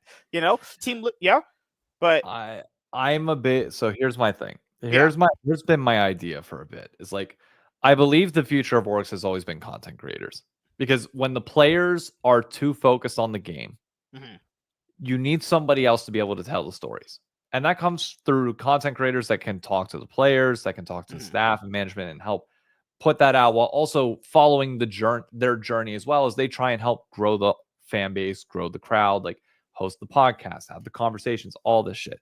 What I would have done if I was Disguised personally is you put out your video on the end of the season, like a week after. The second is done, fine. If everybody's not there, like not at your not performance center, your team house, whatever it's going to be during the off season, I'm sending one of my creators on like a road trip during the off season to like go to people's homes and like, travel, like cover the cost to travel to go out there, to like let the person like film a video and edit it. And like, if for me and like what I kind of envision for myself on that front is like, I'm here in New York during the normal regular season. I'm going to be watching events and everything from home. Here, travel out, tell their stories, show what the players are doing during the off season, like get to know their families and everything else around that, and like share all of it. Are they just, if they're locking away in solo queue, fine, like talk about that. Why are you locking away? Are you locking away because like you're unhappy with your performance from last split? Why are you unhappy? What about that is driving you right now to want to do this? Like, you got to let people know what you're doing in the off season. Like that moment with Sheridan that blew up earlier in the split when he gave that. I'm not saying he did it intentionally, but I will just tell him, if he's ever going to watch this, dude, if you come off like that, people are going to think you're a nerd weirdo. That's how most nerd weirdos come out. There's some appeal to that. It's not my cup of tea. Yeah, it's not my cup of tea. But I understand why it blew up, because people have hated the way players have acted, not just personality shit talking, but as far as like, it's the feeling they give that they don't care, that they're just here for a paycheck. And of course, they should be paid. I'm not saying they should be paid, but people want to care about them. Like the way that European fans care about Caps is way different than how people care about like fucking Loki. It's different. It's way different. And my biggest gripe is like Quid is like one of our best mid laners in the league right now, and I don't feel like we get to see enough of him. Like, whether that's him telling his own story or somebody else like narrating it for you. Like, have you ever watched Hard Knocks for the NFL? No, I don't think so. It's a documentary series where one guy controls everything, kind of like tells the story of what's going on. So like, the players don't have to like sit there and interview with the camera. They can at points, but like, he's showing behind the scenes moments and telling you what he's seeing there, which is giving people a glimpse in that they would not normally get. And that's where I think like, if players are unable to tell their own stories, you need somebody else that can tell it for them without the player even needing to say a word. Like even Fnatic, they haven't did their Legends in Action series in a while. Another case of like, people want to connect with the play. Like, honestly, I'll give credit to Fnatic, because you brought up doing content in that moment when Fnatic just failed against Karmi Corp in the lower bracket. Grabs made a stream right after talking about, hey, and I love what he did. He called them all out. He was like, these guys weren't caring enough, and I'm mad at that. And we're gonna switch some players out. They only switched one out, Poby Bryant, the Prince of Sometimes. They literally are doing the Morbius meme to Poby, the Prince of Sometimes. I couldn't stop laughing when they had a Poby Bryant image of him. But it shows that even though they're making fun of him, those are jokes. They actually don't think he's good. Yeah, it shows that they care. We don't have that. Like, I always admire Brazil for that. Like when people literally, or Korea, like T1, people love them. Like they're in love with T1. No one's in love with teams really here. It feels like it's like, oh, I'm a FlyQuest fan. Why? I don't really know. I just like him. What the fuck? You should have seen the off season this past year for Call of Duty. Optic fans are the best in the world. They were tracking the flights of players that they thought might sign with them. Oh Lord. And we're tracking their every individual movement to see, are they coming to Texas? How long are they in Texas for? Where are they at? When's their flight? Like, it was an extreme level of detail that I'm just sitting there every day. I go on Reddit, check the flight logs. What's somebody doing? It's like, dude, this is so hilarious. So goddamn hilarious that we're this far down the rabbit hole. I love it. It's a little bit invasive. A little bit. It takes but time like, to build that. And these teams are like, but if we put out content, no one's going to watch. Yeah, no one will watch initially. But if you keep doing it, eventually it will. At some point, you will do a video, because everyone should know it's doing content. At some point, you will do a video that will pop off. Everyone has one. They at least have the one. But at least you will have, if you keep building, people at least, even if you don't have your videos pop off, because Lena at one point, I asked her a question in the stream. She was like, well, orgs kind of want this level of viewership. But at this point now, we're not going to get the level of viewership. And that level of viewership at that point was 100K for a video. And it's like, we're not getting 100K videos. No, not in a million years. You'd be lucky to get a grand on most of these orgs. Yeah. And like but you got to start somewhere. We all start from nothing. I don't care if you have $10 million of VC money sitting in your bank. That doesn't give you views. You have to connect with people organically. You have to post consistently. People need to know that they can tune into your channel each and every week at a certain time to get certain videos and never miss. Right. That's what you need. And barring voice comms, because that's the only thing that people put up consistently. And even then, they put them out so goddamn late. Because I don't know if that's like Riot giving them the voice comms late or what it is. But like, Yeah. in an ideal world, you have, in my opinion, I think you have Monday is whatever co-streamer, or Sunday or Monday, whenever it is, whatever co-streamer you have in your org on your main channel should be their co-stream reaction. Mhm. And that's your fan version, fan connect of it. You have voice comms the moment that they can come out, which is the team side of it. So you have both sides of the coin. You have the outside perspective and the inside perspective. Then you have some sort of vlog / documentary series like promo for the next week. Like the next matchup that you're going to have against whatever team that is. LTA, as well as like, LCS, LTA. Stop doing those weekly video promos to hype you up for the match, because they're Yeah. like they don't get enough views. What do But you mean? How do you promote the match then? We just hope that the Yeah. algorithm gets you there? Like, that's worse, you know? yeah. And then like, I was gonna ask you this too. Remember when teams had their main channel that people kind of went to them just for League, and then they branched off into the yeah, separate that was the Legends thing of channel? the past. It is actually a smarter thing to have it separated out. It's better for it's better for SEO or search engine optimization and your algorithm. So like that, I agree with teams. That's not, that one is fine, because that's not the team's fault. That's literally that's just the how nature YouTube of works. social media. Like, and for those that fight against that, it's like you just got to do a little bit of research into like why you separate that stuff out. And it makes sense, because keep in mind, that's YouTube thing, social media stuff. Because if I'm gonna go to Cloud9, probably gonna go there for League, because that's their first known in League. But if there's a League dedicated channel, all the fans that are just gonna watch them for League will just go over there. Like TSM, they never made a separate League channel. To be fair, they didn't really need to, because their channel was massive. They were big enough as is. But now it's like, remember TSM when they was like, yeah, we're gonna go to a top, what was it? A fucking, we're working with Riot to get transferred to a tier 1 region. How'd that work out for him? Same thing like my dad. Just no impact in my life. Just gone. One day he said he was leaving with Skittles and milk and Marlboro cigarettes.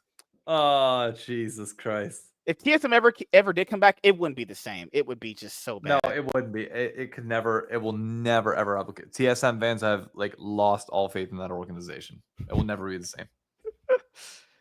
Oh, Kobe Bryant, the fanatic savior. If they put out Kobe Jesus pictures, I'm gonna cry and stuff. Did you see the sign at MSI of the dude that had like Faker's head on a swivel and was like moving back and forth? You could have a Kobe Bryant with like him shooting a shot and like dunking into like a basket. Remember, people for T1, they had him beating M1's Legend 3-0, then they would mark it off and put 3-1. I think those you just change your prediction. Dude, I am so happy I'm not a sign or like joke guy in that sense. Dude, the amount of jokes that I would make about the Church of Chovy. Oh, dude. If I was at Worlds and I didn't have to like worry about optics, bro, I'm having somebody coming in like full church wardrobe as like Gen G or T1, and I'm using every Catholic religion trope in the book against them and against like priests. And I'm trying to keep this as PG-13 as possible. Like every trope that you can think of, like this is your church. Good Lord, man. I remember Chaz was in the chat when T1 beat Gen G last year at the semifinals of World. I was like, yeah, man, the Church of Chovy, he messed me just automatically. He was like, yeah, the Church of Chovy's closed for the year. Goodbye. I was like, holy shit. He just couldn't wait to tell me that Gen G lost to T1. What's actually crazy is Gen G had never actually beaten T1 in a best of series until literally just this year at MSI. They'd actually won against them internationally more than they did against domestically. It could take rivalries in League 2. Remember, like people said TSM CLG were a rivalry. I always say Cloud9 and TSM were a better rivalry in my opinion. It felt a lot more competitive. I hate when people say KT and T1's a rivalry. It's never really been one, honestly. Gen G and T1, that's a rivalry. They beat each other consistently, passion. They're always competitive with each other. Rivalries, to me, we should be competitive with each other. Not, I beat you 20 times and you beat me once every once in a while. That's not a rivalry. That's actually I stomp you.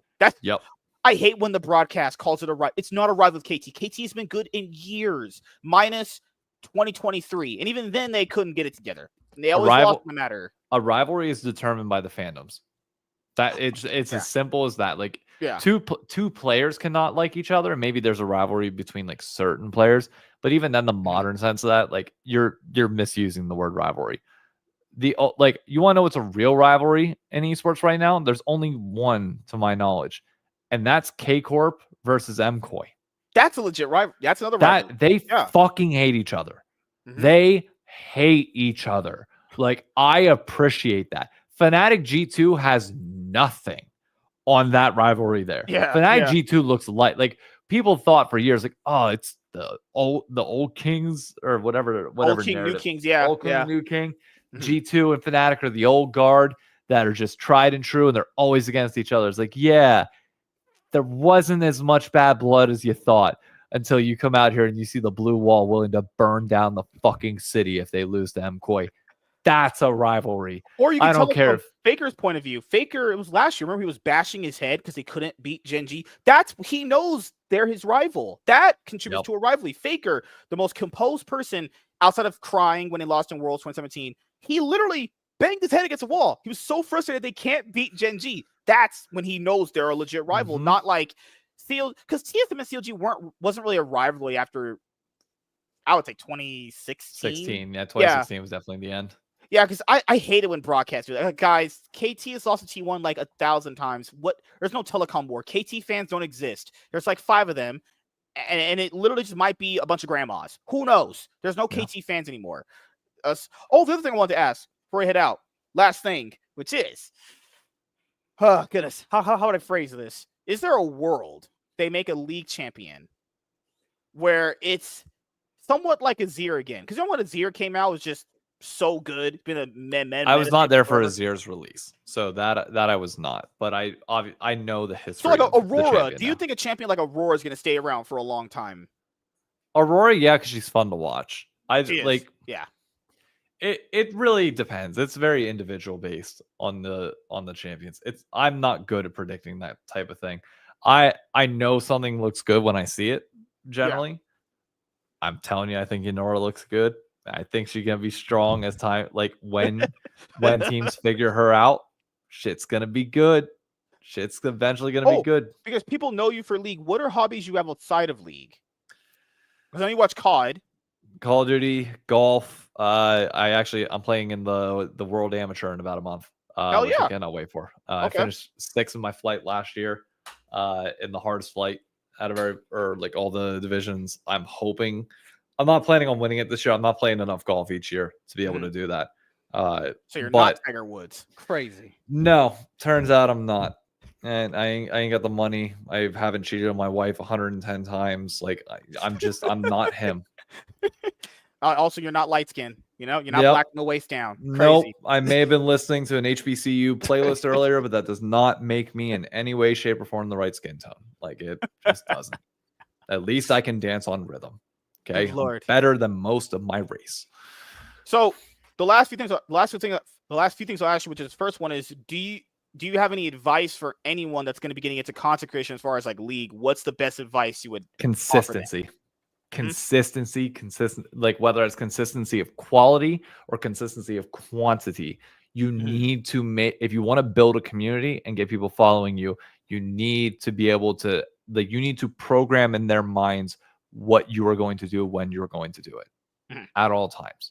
Like Esports Garage is like an upcoming channel that I like, that their quality is always consistent. You know, it's going to be top of the line storytelling, and you're going to get it every time. This man's, hey, I believe in quantity over here. They had pastry time over there. And I was like, yeah, they let the people in the broadcast go. That's how you know that there's not money here. We had a lot of good casters. They're gone. Freak retired and everything. Chronicler, he said he's retiring after this year.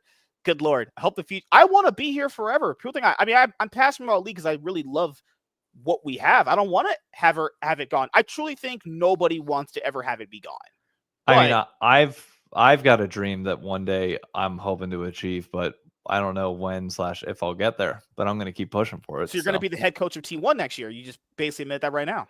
No, I ain't going to be that, but I wouldn't mind being the Joe Marsh of a North American team. Someone to come in and just be like, no, we're doing this, and you listen to me. Either that or own it. like I've been saying for the longest period of time, I want a New York City League of Legends team. I want to be equity holder, like pushing the scene in the direction that I want. I sit here and I talk about content. I want to get the chance to do that for a team and for like grow a fandom in the way that I think it can grow. Give consistent events to the community, constantly give back to the people that have helped me get to where I'm at right now, but give them something to believe in on a domestic level beyond just like, hey, we're going to go to international for it. No, like I want you to be able to know during the regular season, we can go to this bar and watch the game and I'll be there cheering with you. And you can expect content and entertainment from us the entire time. Like that's what I want. The thing that players need to understand, and the orgs too, this is an entertainment product first. The average person lies about watching League so hard, you could tell. They'll tell you that their team didn't straight up run it down, as you've literally just watched the game, and I could tell your team ran it down. It's not all people literally couldn't tell you a bronze play from a challenger play. So it's not skill and players that are making the difference. It's entertainment and telling stories, and narratives in League are way out of control, but they do contribute to some amazing conversations as we've had on the show here. So also, the last thing I'll ask you, man, is do you have anything planned coming up that you would like to let the audience know about and where they can find you? Oh, I'm in a really shit position where everything in life is kind of falling apart. Wow, My team's going away. My best friend moved to Tampa and is no longer in the city. I've lost everything over the last like 24 hours, so I've got nothing. I wish I had. The good news is I'm alive, breathing, and healthy, and happy that she. Oh, and I have a wife. Yeah, her. Yeah, me too. Mine's my couch. You know. And dogs. Yeah, I guess there's you have a dog things, too. Okay, you know, big dog, small dog.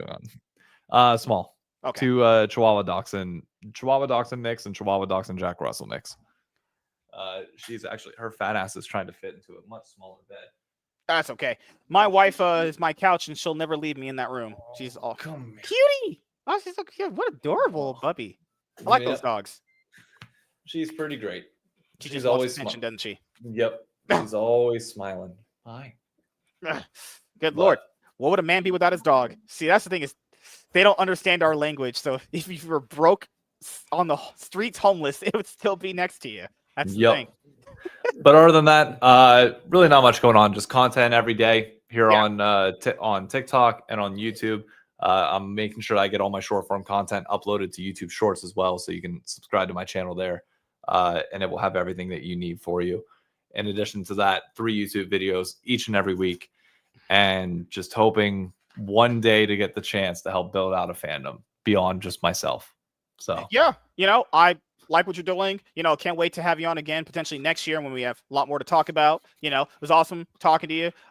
Hopefully the COD franchise scene. No, that's not franchise anymore. That went the whole. It is franchised. It didn't ever not get unfranchised. I know people are moving away from that. Still franchised. Activision still has their head up their ass. Good Lord. Lots to talk about with Call of Duty next time we talk, because I do know quite a bit about that scene too. So, we need MSK, the white man. You guys are cringe here. These guys are literally. I can say the most factually correcting thing. They would just tell me L. Like, all right. So L Riz, Skibbity Toilet Ohio Riz on your part. I never have L Riz. I always have W Riz. It may not be working right now, and I might be striking out, and I might be 3 strikes I'm out. But I might be the Dodgers in the World Series with Clayton Kershaw choking. But as you said before, consistency. Like, I'm consistently here. That's all that matters. Now, for me with the, just LTA 2025 North Split 3. What a horrible fucking. It's LCS Summer Split, baby. Let's go. Yep.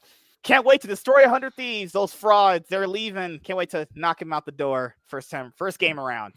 I can't wait till we block you from Worlds and you cry. Oh, your tears will replace my own, and they'll be so sweet. I cannot wait. Goodness gracious. Well, it couldn't be any worse than that. Honestly, if we ever got rid of Blabber at this point, I would be so happy. It's at this point. We just need a jungler. We need a new jungler, man. I'm done. After this split, if he doesn't play well, I'm out. I'm completely done. It's been too long. If I keep hearing stories of like, we almost did it. Almost. You got me anything? No. I almost maybe sorta shoulda coulda won a series for you. Close only counts in hand grenades and horseshoes. That's true. And history is defined by winners, not losers. Sven, I met the guy before. Very tall. Very Yeah. You can tell he He's- gets all women. No way he doesn't raise up girls. No way he doesn't. That man counting he's out what, every girl. I forget. He's like 6'5". 6'5". He's a little bit taller than me, not by Yeah. much, but Can't wait for Cloud9 to recycle 2 more 30-year-olds next year. There was this hey, Reddit. don't talk bad on Sven. My man had the split of his life this past split. He was, yeah. MSK, you always lose. I never lost with women. I might have struck out with the older woman today, but it's not losing. So, thank you guys for checking out this episode of the Cloud9 podcast. It was great talking to David for the first time. Hopefully, he'll come on again in a few years. Hello. This is my wife, Emily. He's doing an outro. Let him. Hi, dog. Hello. So, we'll see you guys later. You guys have a great weekend coming up.